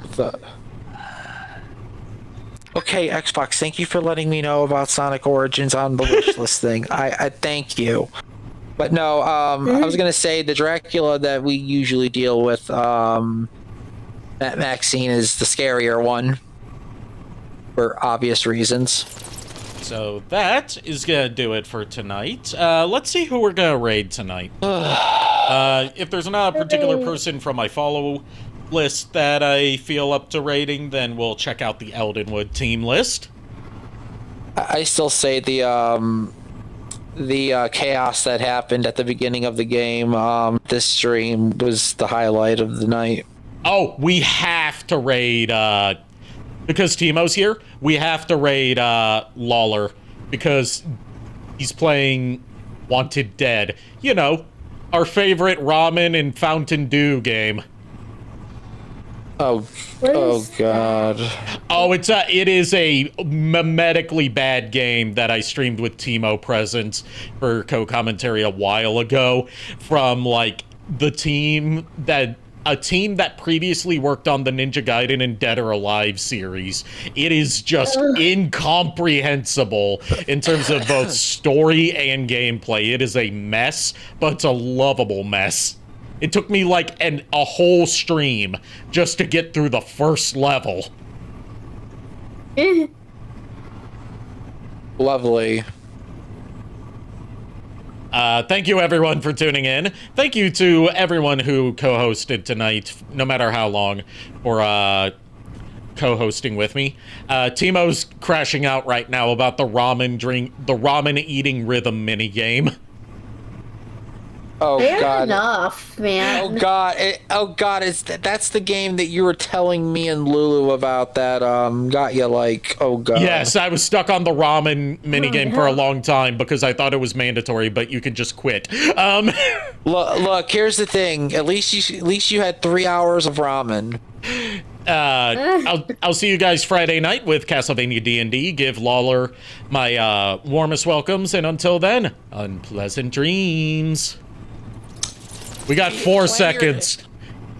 Good night, everybody.